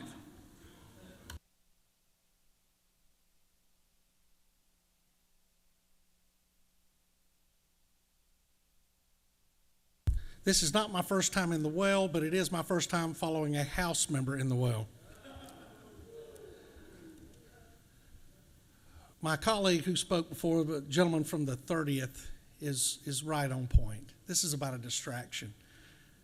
If you've ever responded to an active shooter, I'd love for you to come over and speak to me once we adjourn. I'd like to see if your experience was any like mine, because I've actually responded to one at a hospital in Columbus, Georgia. But I'm going to tell you, I made a phone call a little while ago, and the young man watching my house while I'm up here informed me once again that none of my firearms have escaped from my house and went out and caused any damage in the community. I had to speak to somebody one time about paying benefits for law enforcement, and I gave a long speech about the necessary needs of it and all of this. Afterwards, a gentleman from another organization spoke about the same thing, and he started talking about the number of officers who die on the job as a way of trying to get better pay and benefits for law enforcement officers. And when it was over, he came over to me and asked me how he did. And I told him we just have different philosophies. And he said, "What is that?" I said, "My philosophy is different because I'll never stand on the bodies of my brothers and sisters in order to better my station." And so to come up here and talk about children dying in schools, to come up here and talk about children dying in schools, to show you how disingenuous it is. Nobody's talking about an officer getting shot the other day. Nobody's talking about who got shot last night in Atlanta. Nobody's talking about anything else. What somebody saw was an opportunity. The senator from the 36 said something earlier. She talked about optics. Don't be confused. That's exactly what it is. It's optics. Every time a sensible piece of legislation comes up here, they think about optics. Where can we go find the worst situation possible to show that this is the worst thing that could possibly happen? By standing here and claiming you are offering respect to victims of firearm violence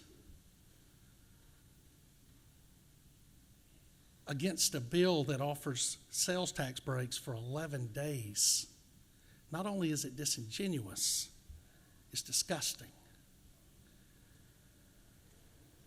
Firearms don't kill anybody. There is somebody standing behind that weapon with their finger on the trigger, pulling the trigger.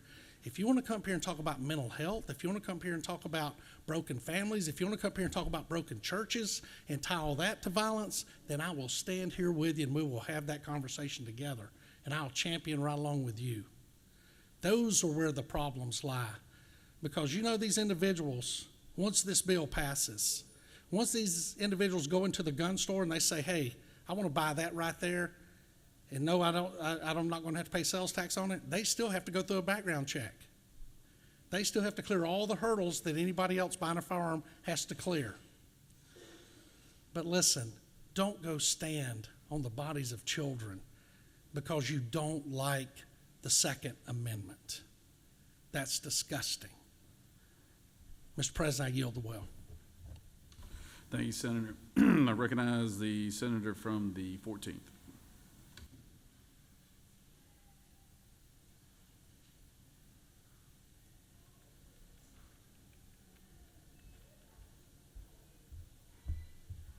Well, thank you, Mr. President. That's a hard act to follow. The temperature has gotten a little warm.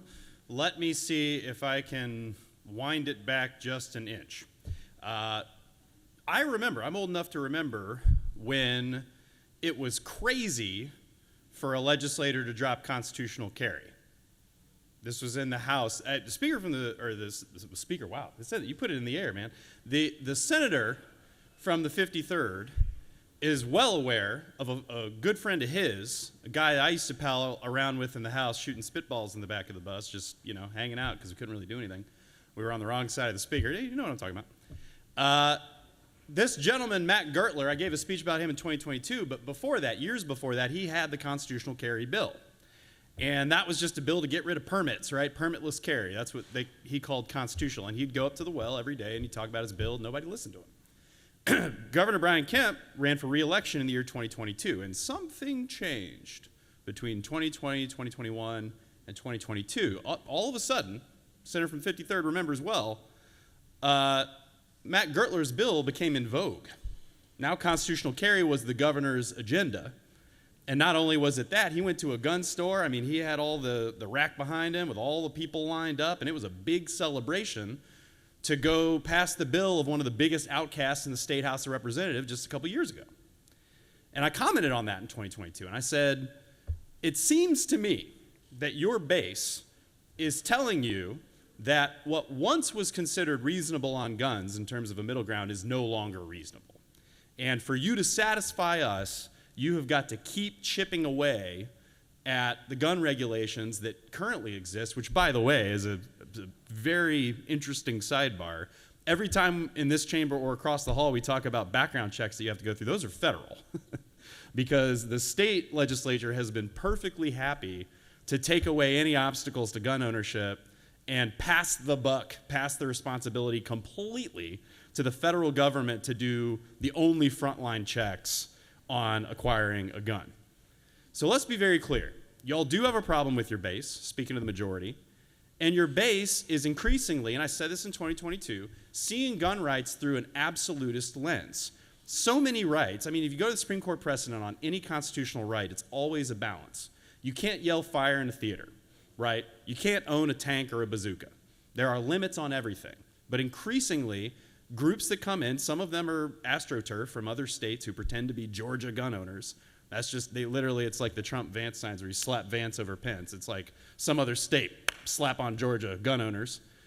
These AstroTurf groups that come in and scare y'all and say that, you're slipping on, I mean, have you read these emails? These are like methamphetamine emails from the gun groups that are like, I mean, the world's gonna burn if you vote for a magazine limit, like to the ground, right? So you guys know way better than I do, because I've had friends in the House on the majority side tell me, you think our base is scary to you?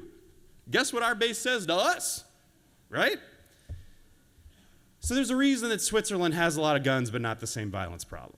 There's a reason that Music Midtown canceled in 2022 after constitutional carry was passed, but then came back in 2023 even though the law didn't change. And the reason is that culture matters.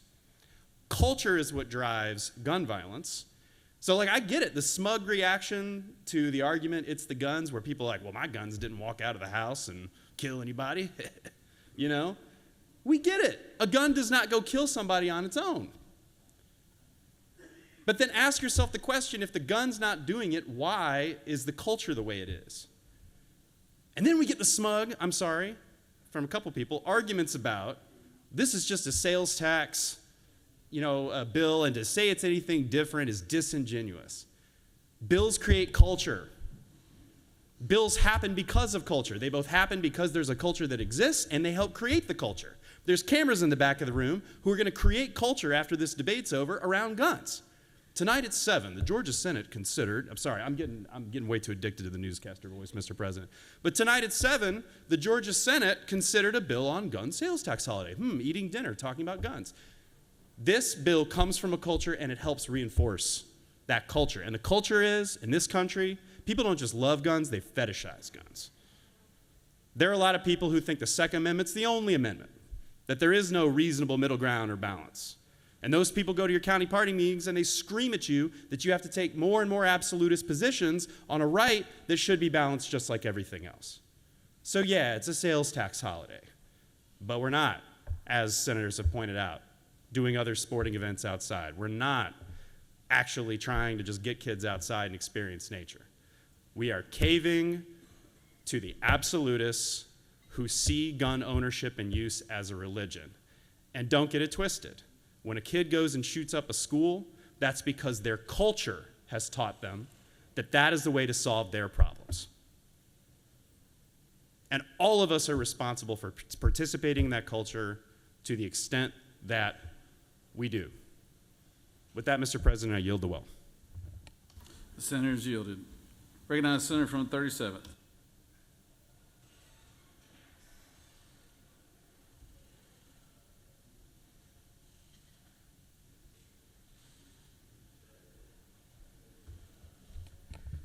Thank you, Mr. President, members of the Senate. Let me just say on behalf of myself, and I know many others in this chamber, our heart goes out to the families of those who lost loved ones in the Appalachia High School shooting. I'd like to apologize on behalf of myself and others here that there are members of our body who took their opportunity in this well to, I believe, politicize what was a tragedy, to use it in a way that was directed towards a party agenda to limit and control gun ownership in general. And I think it's sad and candidly disappointing. We heard that in our chamber. There's nothing that can bring your family members back, and we regret that. And this is not what this bill's about. I apologize. There are people that, if you heard your family members being talked about in a political debate, I think that's regrettable. I apologize for that. As you think about our nation, though, right now, you think about where gun ownership is, it's not, the increase in gun ownership is not happening by those who fetish guns, as the gentleman from the 14th alluded to. The increase in gun ownership in our nation is disproportionately in minority communities. In many cases, people who've never owned firearms before who feel the need to be able to defend themselves. They live in communities where when seconds count, the police are minutes away. The increase in minority gun ownership is because, I believe,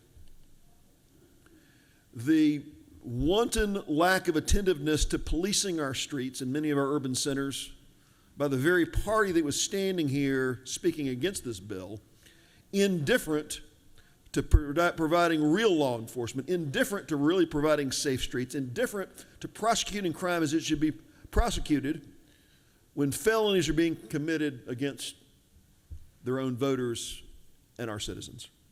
I apologize to those people who live in urban centers whose elected officials would prefer to fight political battles than to police and keep them straight, keep their streets safe. I raise this, Mr. President, because the Americans, if there are Americans that exhibit a great intensity to protecting their gun rights and seem to be uneasy about that, it's because of the onslaught on gun rights we see in our nation in general.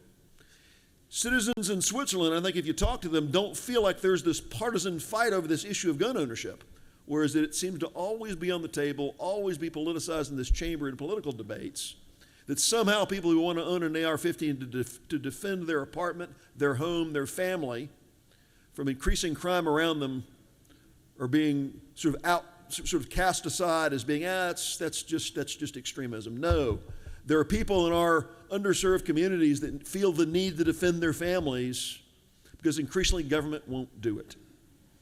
Mr. President, I would like to thank my friend and seatmate, the senator from the 38th, talked about the idea of signing on to a sales tax holiday for school supplies. I stand with the senator from the 38th and the 36th. I will be the second or third signer with you if you want to bring a bill back that would put the sales tax holiday on school supplies. I support that. But it's a false choice to suggest that doing that and this are at odds with each other, because what we care about here and what this chamber is seeking to do in a balanced and thoughtful way is protect the basic rights of folks to defend themselves. Even when the elected officials that represent the communities seem to be indifferent to that, because the majority party here cares about all people.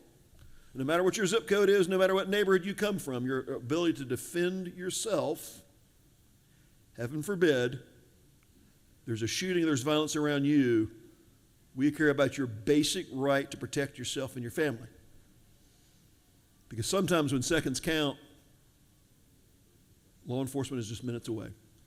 And this majority party stands with you and those who feel the need to protect yourselves where you can. And with that, Mr. President, I yield the will.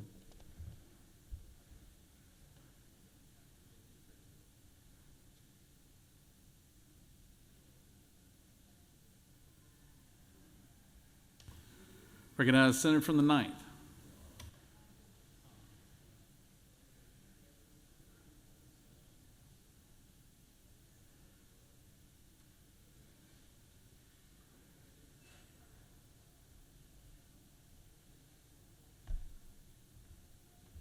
Thank you, Mr. President.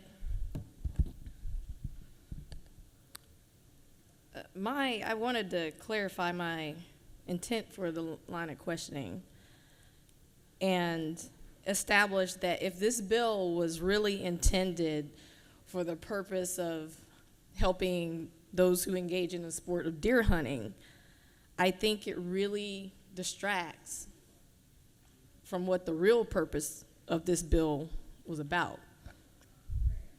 This bill is really about making cheap guns and ammo accessible to any and everyone who wants to have them, regardless of any reason.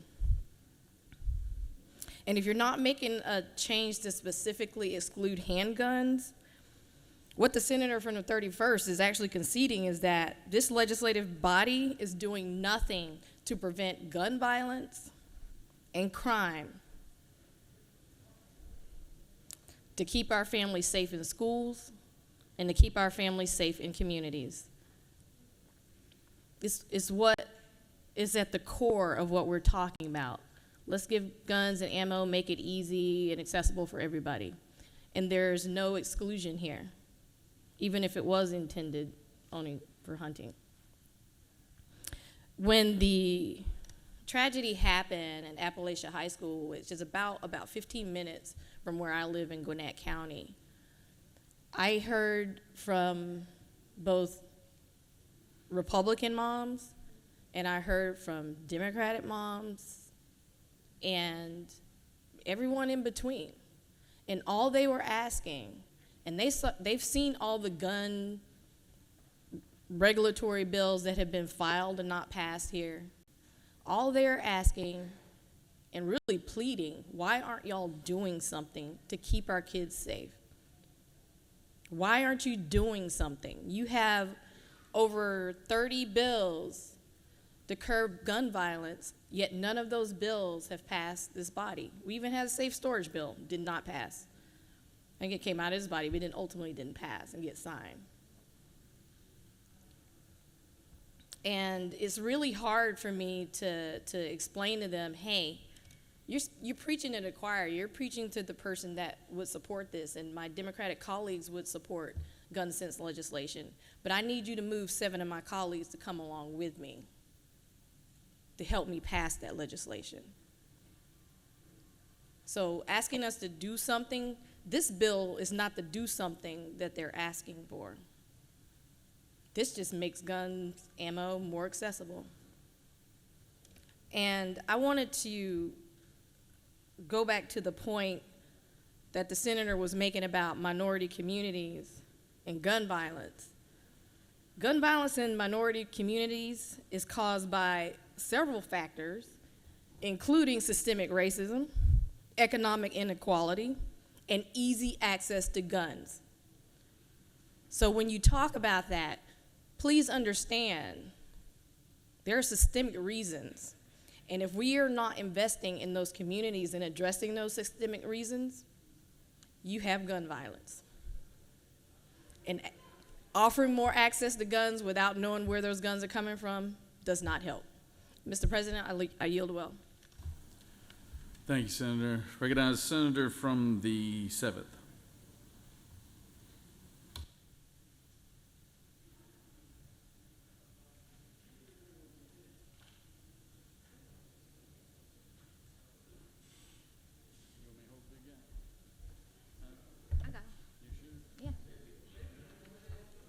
I can hold my baby. All right. Thank you, Mr. President. So I ran for office. Oh, he's awake. I ran for office to support our working families,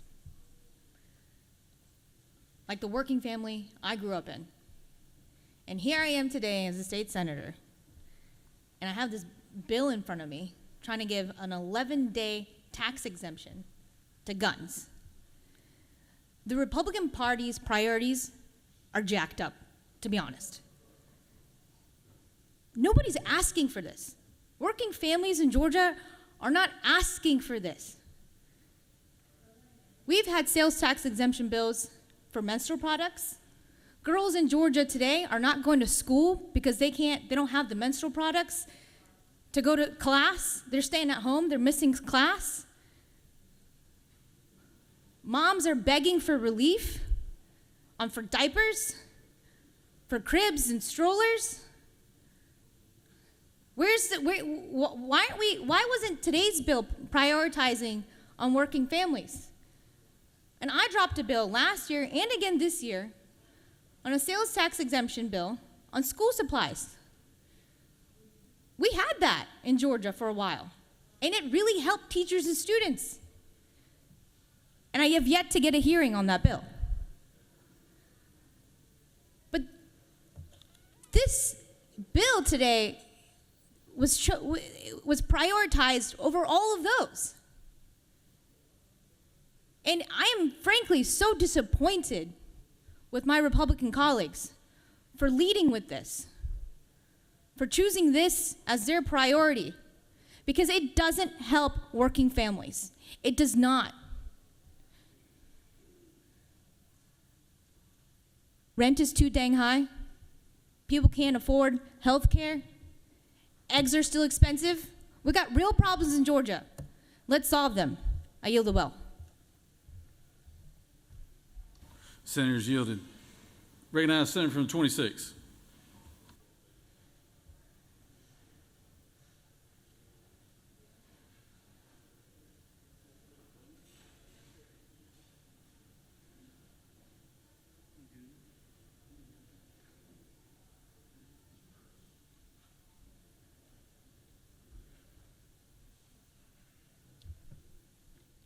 Thank you, Mr. President. For those of you who don't know, I'm a gun advocate. I'm from a little town called Toomersville. It's on the other side of the railroad tracks in Byron, Georgia. And so if you're going down the interstate, when you see the Byron exit, you make a right.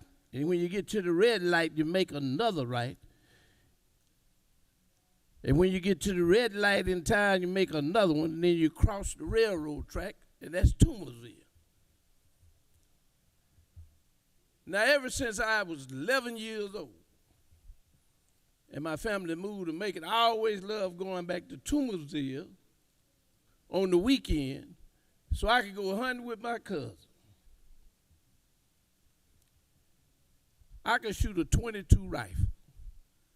Farmer used to pay us 75 cents a squirrel to shoot the squirrels out the pecan tree. After then, we went rabbit hunting.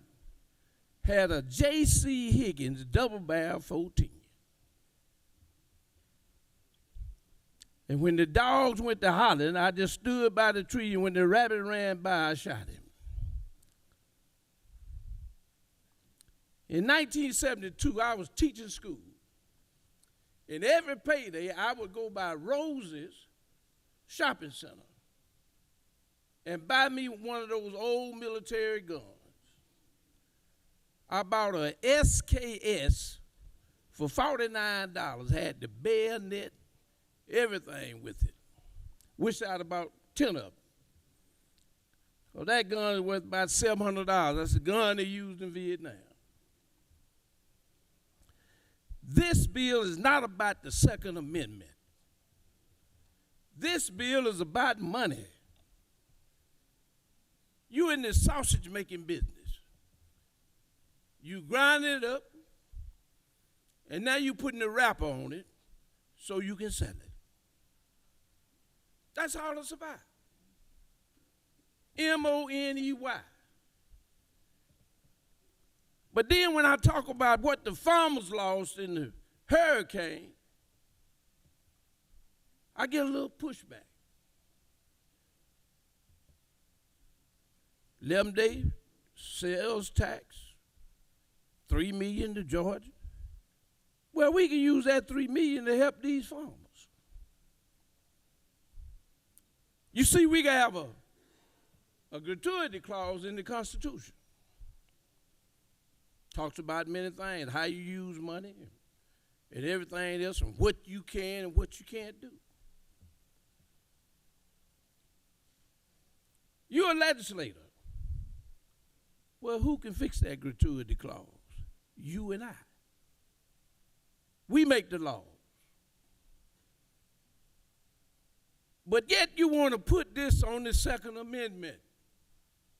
I got about 40, almost 50 guns. Ain't about no Second Amendment. This is about a sales tax holiday, and folks gonna sell plenty guns and ammunition. And the state gonna lose $3 to $4, $5, $6 million that we can help the folks who had a catastrophe. Hurricane come up through Florida.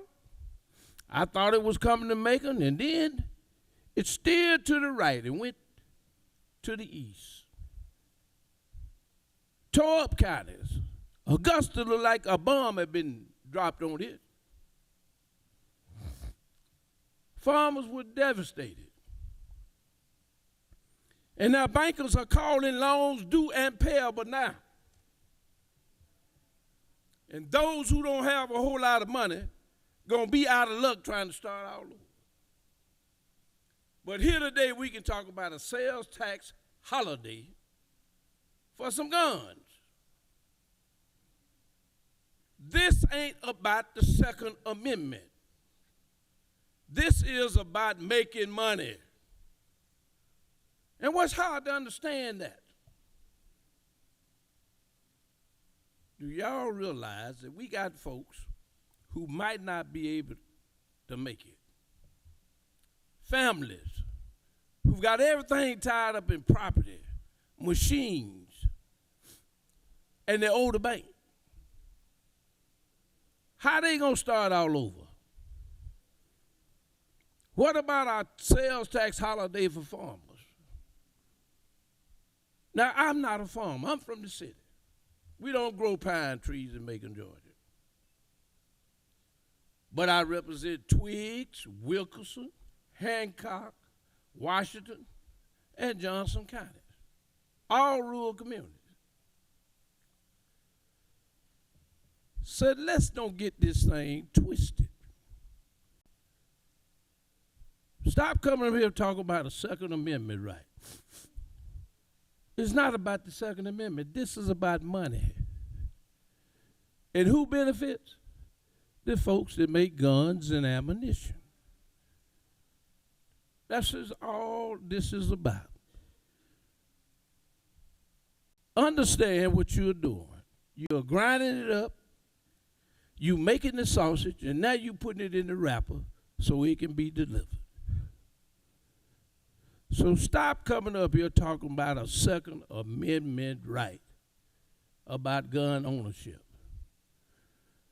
Gun sales are up, but now you want to give 11-day holiday, and they can buy plenty of guns, don't pay any sales tax on it. Well, when you look at that budget that you're about to pass, that $38 billion budget, and you give up $5 to $6 million over here,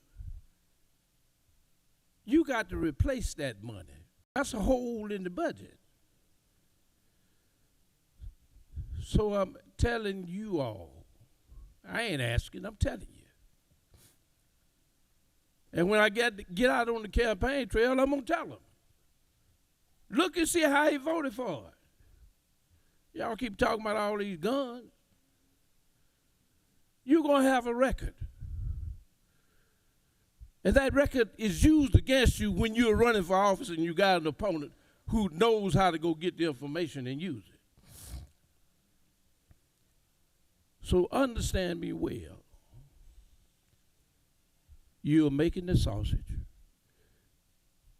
You're putting the wrapper on it. And now you finna sell it. Thank you, Mr. President. Thank you, Senator. Recognize the senator from the 10th.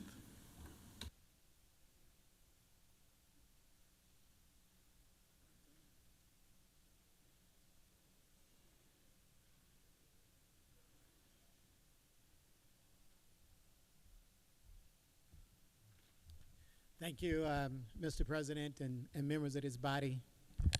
You know, I've been thinking about this legislation and paying attention to those that have gotten up here and spoken pro and con for this legislation.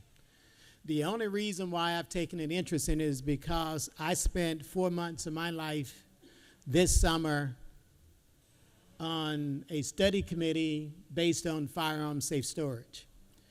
And I asked the author of this legislation, does this include safe storage devices? And the answer was yes.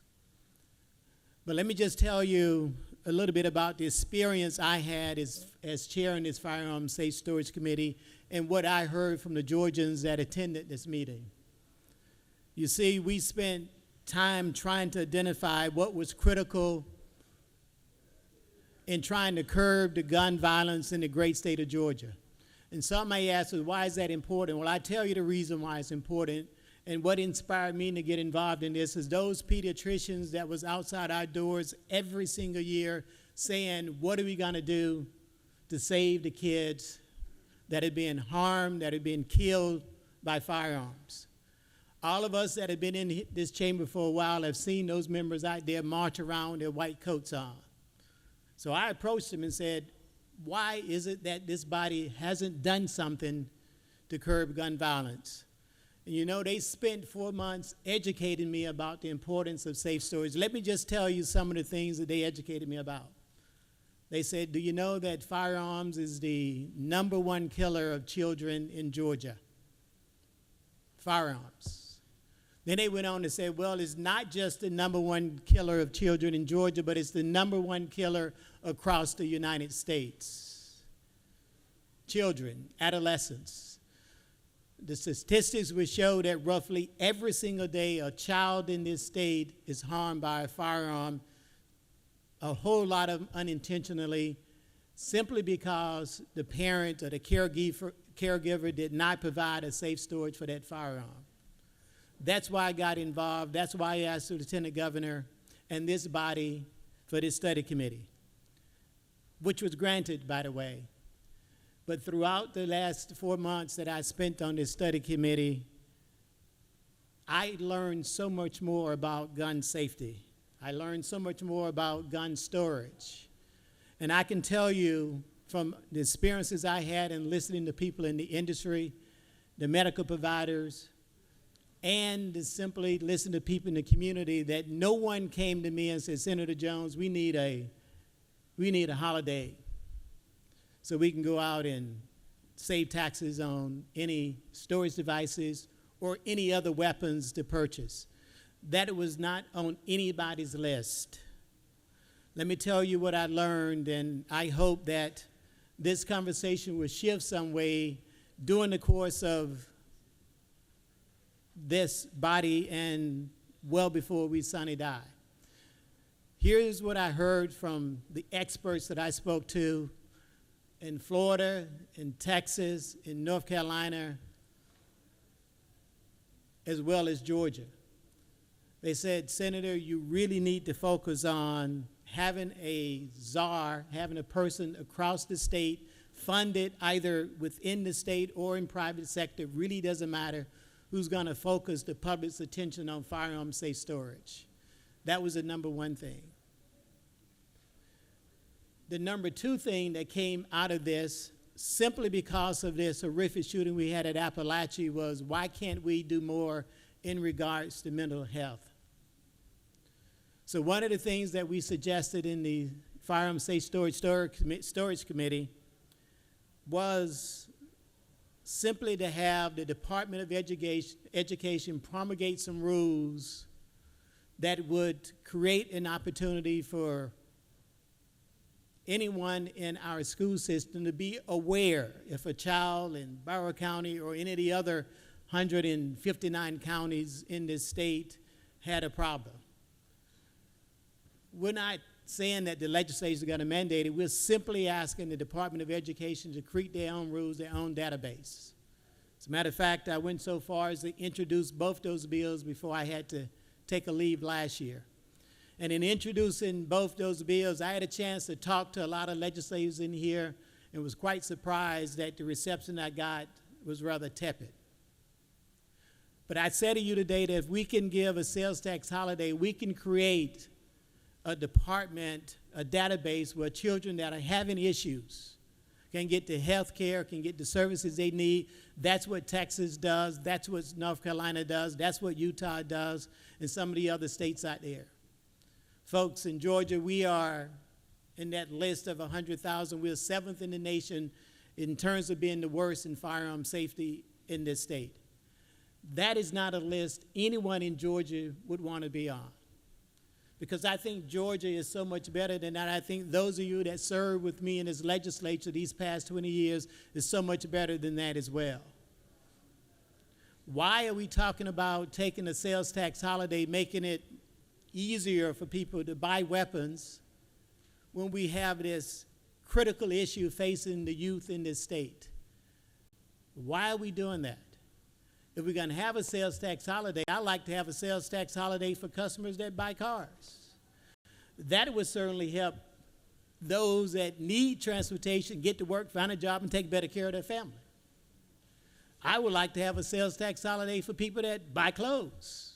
That would certainly help those out there that need clothes to go out and buy the clothes they need, not just for themselves, but for their children as well. Why don't we do something to help Georgians instead of helping this small minority out there that none of them in the study committee that I chaired ever said we need another sales tax holiday? Folks, let me just tell you that Texas is ranked 27th, 28th in the nation in terms of gun violence per 100,000. Why do they do that? And why are they in that position when certainly the demographics in their state mirror what Georgia's demographics are? Simply because they have someone in state government that's committed to facilitating and distributing pamphlets and information regarding gun safety throughout preschool, high school, middle school, and colleges as well. They do the research. They work with private industry in terms of having information distributed at gun ranges and even at the shops where you can go and purchase a weapon. Why is that so difficult for Georgia? If we are serious about saving lives, if we are serious about improving kids and the dangers that they face, if we are serious about preventing another Appalachia, and it's not just Appalachia, there have been many, many gun shootings in our high school. This year already, across the country, there's been well over 20, 25 from the last data that I've seen. This is a problem that we need to address. And I would hope my colleagues in here would stand ready with me to do just that. Thank you, Mr. President. I yield the well.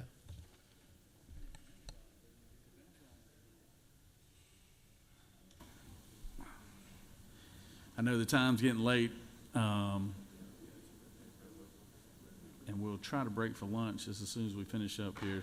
Senator from the 22nd, would like to speak to the bill.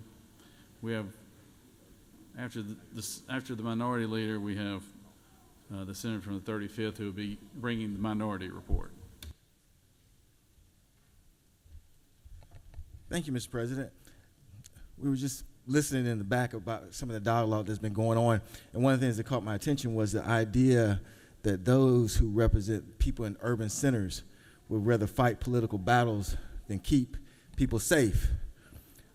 Within those urban centers, there are prosecutors and police who work tirelessly to make sure that people are safe. And many of those prosecutors and police in those urban centers, maybe in a former one, and now actually representing sheriff's deputies, are African American. And we are dedicated to keeping people safe. But you see, we understand something that's very important. We understand that there are other issues other than just guns that exist in those particular urban centers, issues of poverty, racism, purposeful state-sponsored discrimination. And we want the government, the same government, that help concentrate that poverty, help promote that discrimination, to help those persons, and we want to make sure they get that help through government action. We want to make sure that people can afford to go to school. We want to make sure that we have a good public education because many people, even with a voucher, cannot send their kids to private school. We want to make sure that we raise the minimum wage because many persons who live in these areas, they actually work these type of jobs.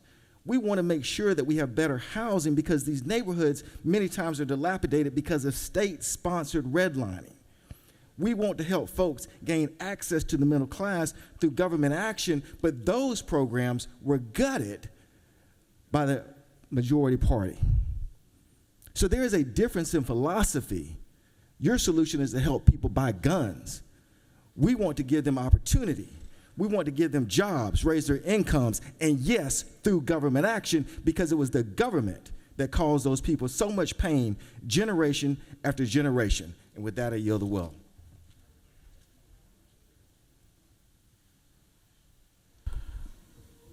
All right, we've got our last speaker on this bill with the minority report, Senator from the 35th. Floor is yours.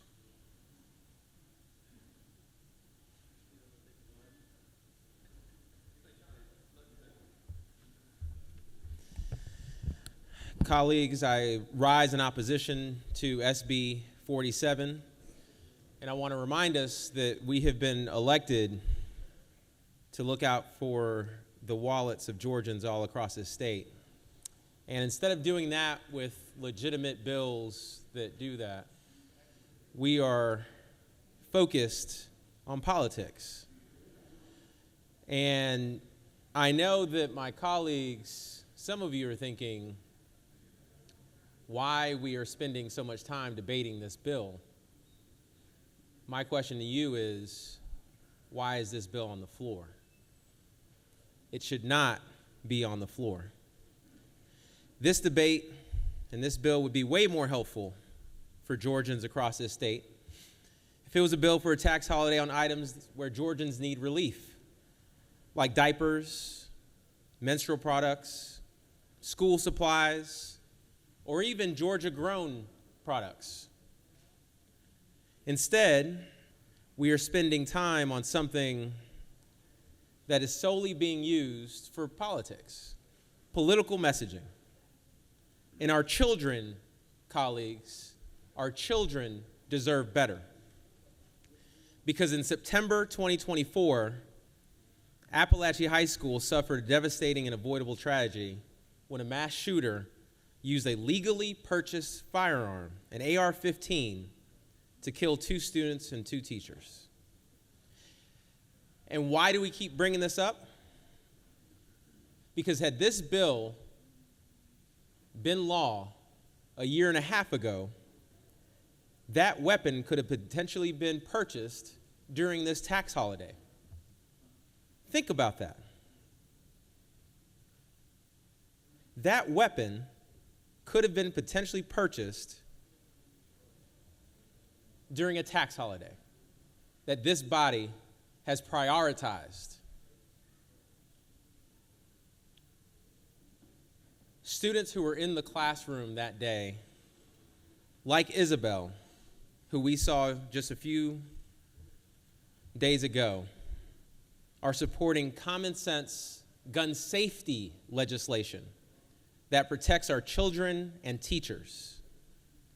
Yet this chamber, with the bills that it has prioritized related to guns, are intent on flooding our streets with guns instead of keeping our families safe.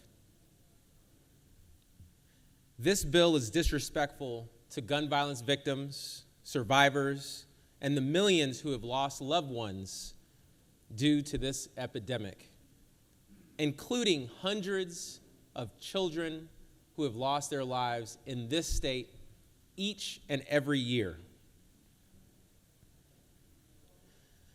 Instead of bringing solutions, we have seen this body respond to this tragedy after tragedy with more guns, and more guns.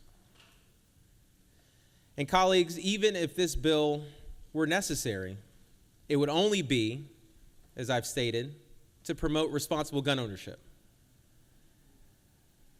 So we agree with the premise that gun safes should receive a tax holiday, even gun locks. But as written, this bill is way too broad, and the refusal to amend or even allow amendments tells us everything that we need to know about the intentions behind this bill. Democrats have introduced dozens, if not hundreds, of gun safety measures since Republicans took control of this chamber in 2003. These measures respect the Second Amendment rights and protect Georgians from gun violence. We should be considering those bills today. Bills like SB 49, that bill should be considered today. But that's not what this is about. This is about politics. Because if it wasn't about politics, we would not have heard the lies and the recycled talking points about urban centers. Let me take a quick moment and give you some facts about those urban centers, including one of the ones that I represent, which is the city of Atlanta. The city of Atlanta, working with community and law enforcement in the city, has reduced crime in every major category for 2 years in a row. Homicide is down 26%, and the city completed its public safety training center because of its commitment to safety. What we know about crime incidents in the city of Atlanta and all across the state is that they most often occur, that gun violence most often occurs because of disputes that quickly escalate and people have access to guns. So if you were actually to speak to a chief of police in an urban center and to law enforcement in urban centers, they would tell you that the problem is the access and the easy access to weapons. And I'll also add, since we like to say that this is a simple sales tax bill, that bills like this and bills like the Guns Everywhere bill, that some of you call constitutional carry, have real impacts. They compromise public safety. And I've seen that in my own life. Within weeks of the Guns Everywhere bill passing, we had people walking through the streets of communities where children play, holding AR-15s just for show, traumatizing children who were playing and just wanted to have fun with their friends. I took my kids to a store to buy some candy. Within weeks of the Guns Everywhere bill passing, and there's a gentleman standing outside of that store with a semi-automatic rifle with an extended clip.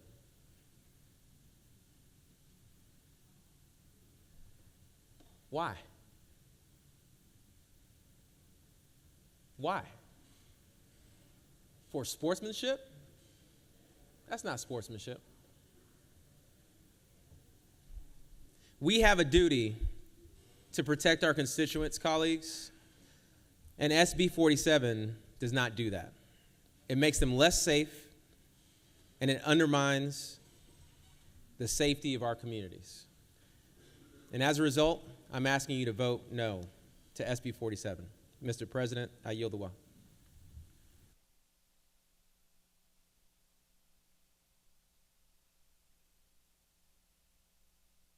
Recognize the senator from the 31st to close debate.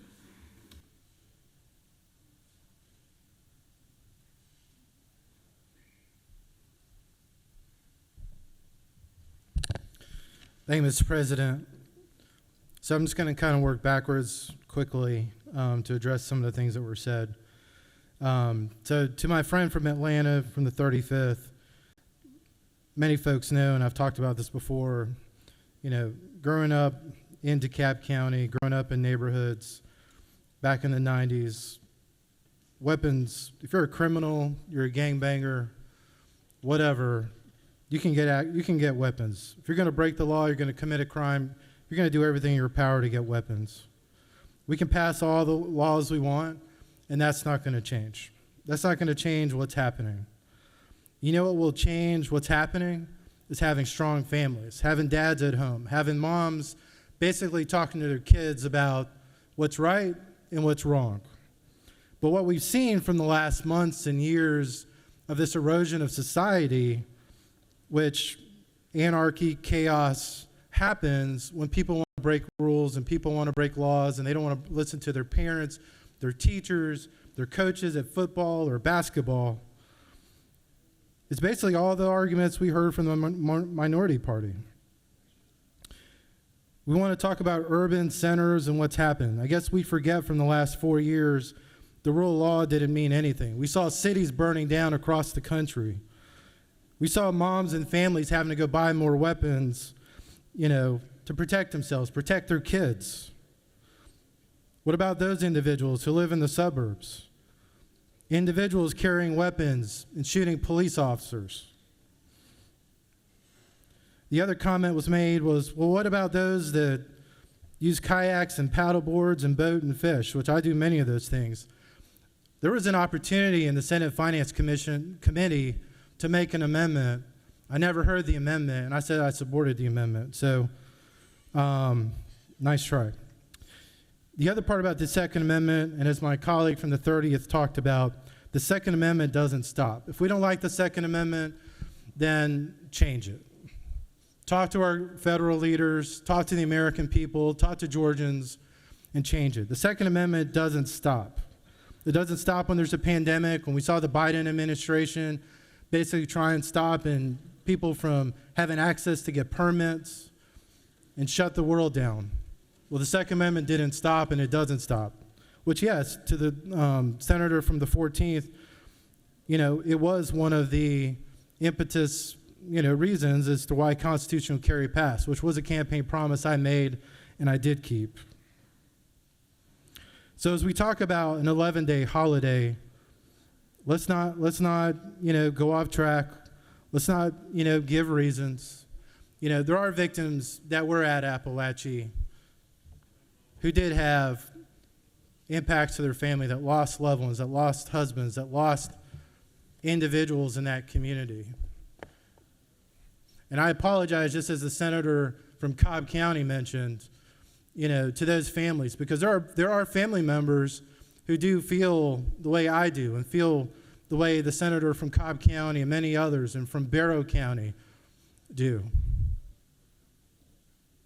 So let's not take one brush and just think that all these constituencies, when we go back home, don't think that what we're saying here. And I respect the arguments from the senator from the 10th. His community, yes, we come from not totally different communities, because I grew up in DeKalb County, but the people we represent, they do have a little bit different priorities, and I do respect that. But at the end of the day, the cause of a weapon doing harm is not because of a hunter wanting to purchase a weapon and participate in the outdoorsmanship. It's because of criminals and bad guys and bad ladies, and having prosecutors, like in Fulton County, Georgia, that can't even prosecute a case. So let's not forget about the rule of law and what it stands for. And as my friend and my colleague from the senator from the 29 said, those that are enforcing the laws, we need to protect them, we need to save them. But at the end of the day, it's on parents, it's on grandparents, and it's what's going on in the family. And if we continue to pass laws in this country, in the state, that erode the family, then yeah, gun violence is going to go up. There's going to be more shootings. There's going to be more harm to law enforcement. And the world is just going to continue to get out of control. So if you want to have that debate, I look forward to the rest of the session as we have that debate. Mr. President, I ask for a favorable consideration. Vote green. Thank you. The Senator's closed debate.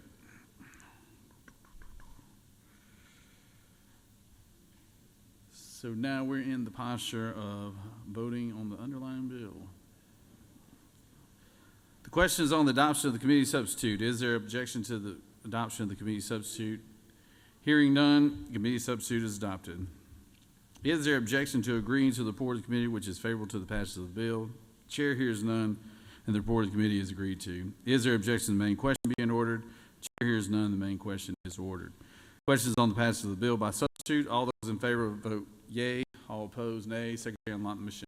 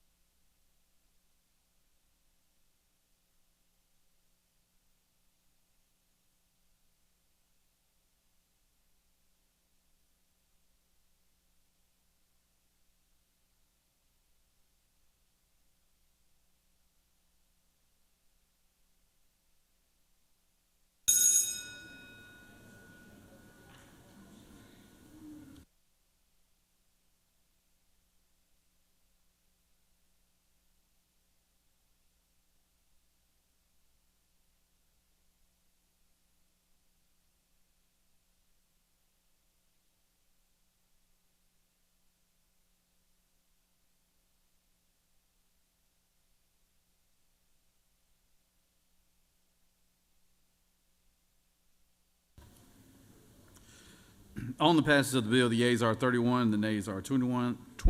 This bill, having received the requisite constitutional majority, is therefore passed by substitute. All right, if y'all bear with us, we're going to do this Senate Resolution 95, which it shouldn't take too long. Then we're going to adjourn and let Senate Bill 21, which I thought we would get to, just go back to the rules calendar, and they'll be up to the Rules Committee whether or not they pick it for tomorrow or not. So if that sounds all right with y'all, that's what we're going to do. So, all right, Senate Resolution 95. Secretary, read the caption. Senate Resolution 95 by Senator Dolezal, the 27th, and others, a resolution naming the forthcoming new legislative office complex, the Sonny Perdue Legislative Center, and for other purposes. Mr. President, the Senate Committee on Rules recommends that this resolution do pass by substitute. Respectfully submitted, Senator Brest, the 6th District Chairman. Mr. President, the Senate Committee on Rules offers the following substitutes to Senate Resolution 95, a resolution naming the forthcoming new legislative office complex, the Sonny Perdue Legislative Building, and for other purposes. That completes the order, Mr. President. Recognize the senator from 27th.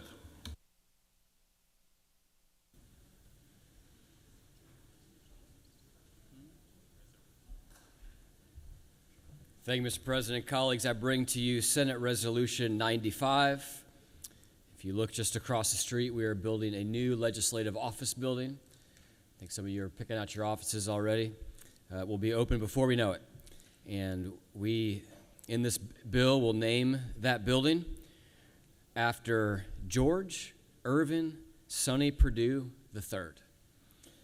And Sonny, as we all know him as, served in this chamber from 1991 to 2002. He then went on to become Georgia's 81st governor from 2003 to 2011. He then became the United States' 31st Secretary of Agriculture, where he served from 2017 to 2021. Little known fact, at least to me, during that time, in 2018, he was the designated survivor during President Trump's State of the Union address, and thankfully his services in that role were not needed. And then most recently and currently, he has served as the chancellor of the University System of Georgia since 2022. Born in Perry, Georgia, Sonny was a quarterback at Warner Robins, walked on and played football at UGA, and went on to marry Mary in 1972. They have 4 children, 14 grandchildren, and are many-time foster parents. And I know that it would be a great honor for Sonny to have this building named after him in the very place where he started his career, and happy to bring this piece of legislation before you, Mr. President, or this resolution, I should say. I'm happy to answer any questions, and if there are none, I'll yield the well. You have no questions, Senator. Thank you. Does any other senator wish to speak for or against the measure? Senator from the 20th, what purpose you rise? You want to speak to the bill? The good man from, you better speak to the bill. You're from House and County.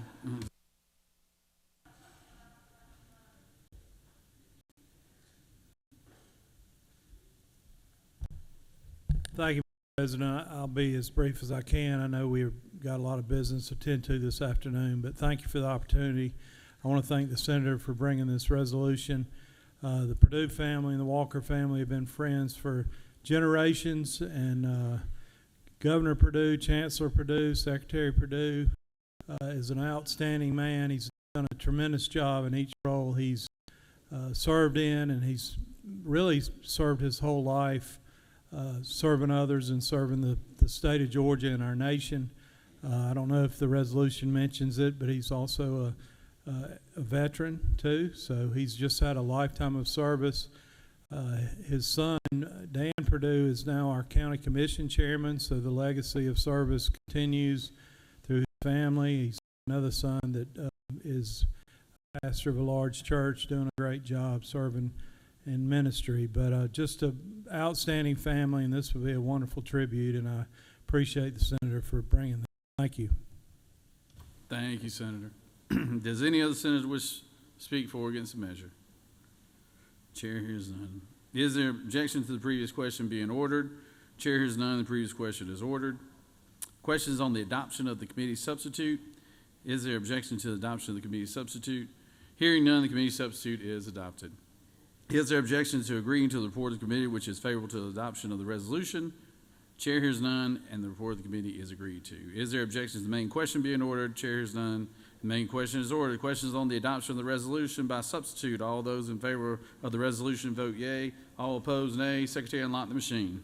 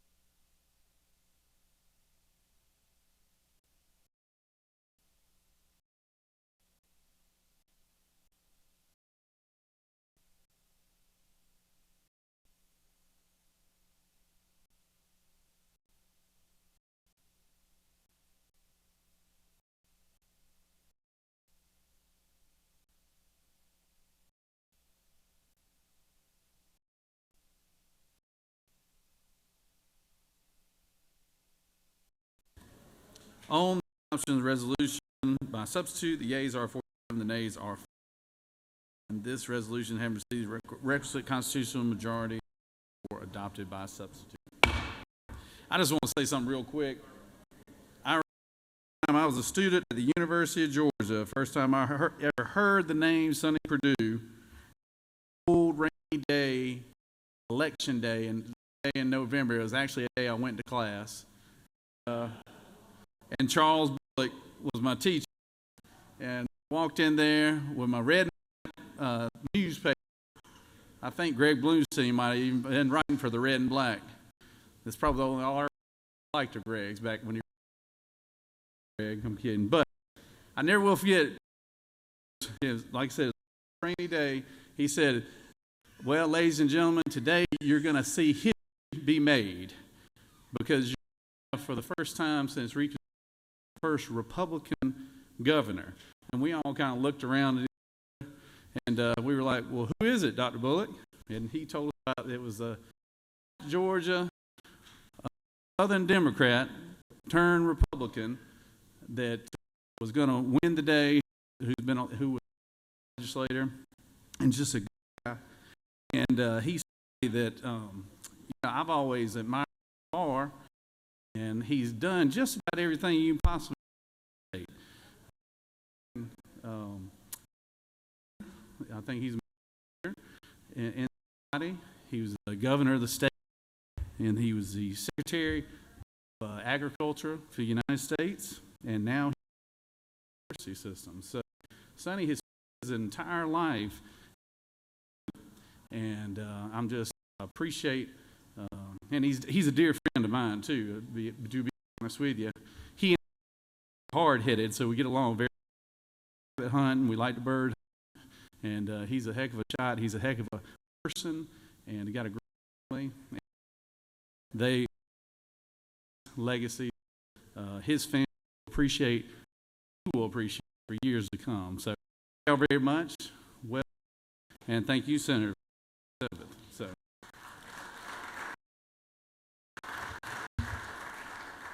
Recognize the majority motion. Mr. President, I stand adjourned until Tuesday, February 13th.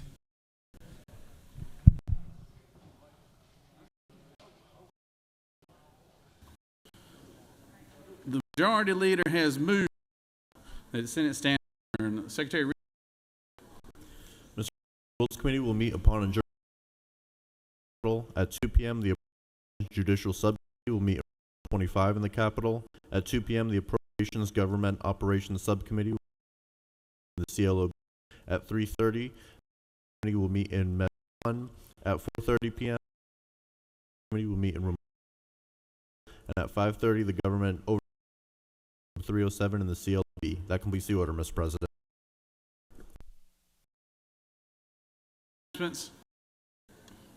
I have one birthday now. Lorianne Paradise' birthday is today.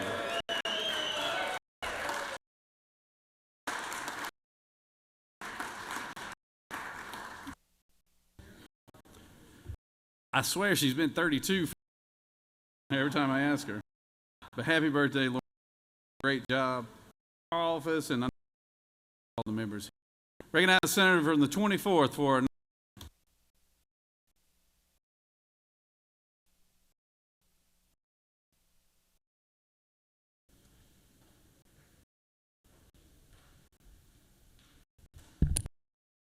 President, the senator from the 5th to come well with me also. Tomorrow, be getting a form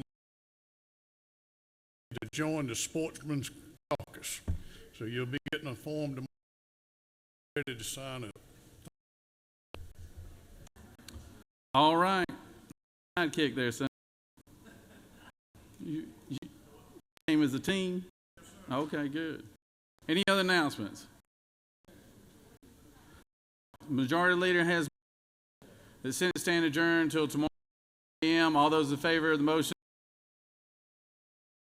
Those opposed, no. Ayes clearly have it. Y'all have a good day.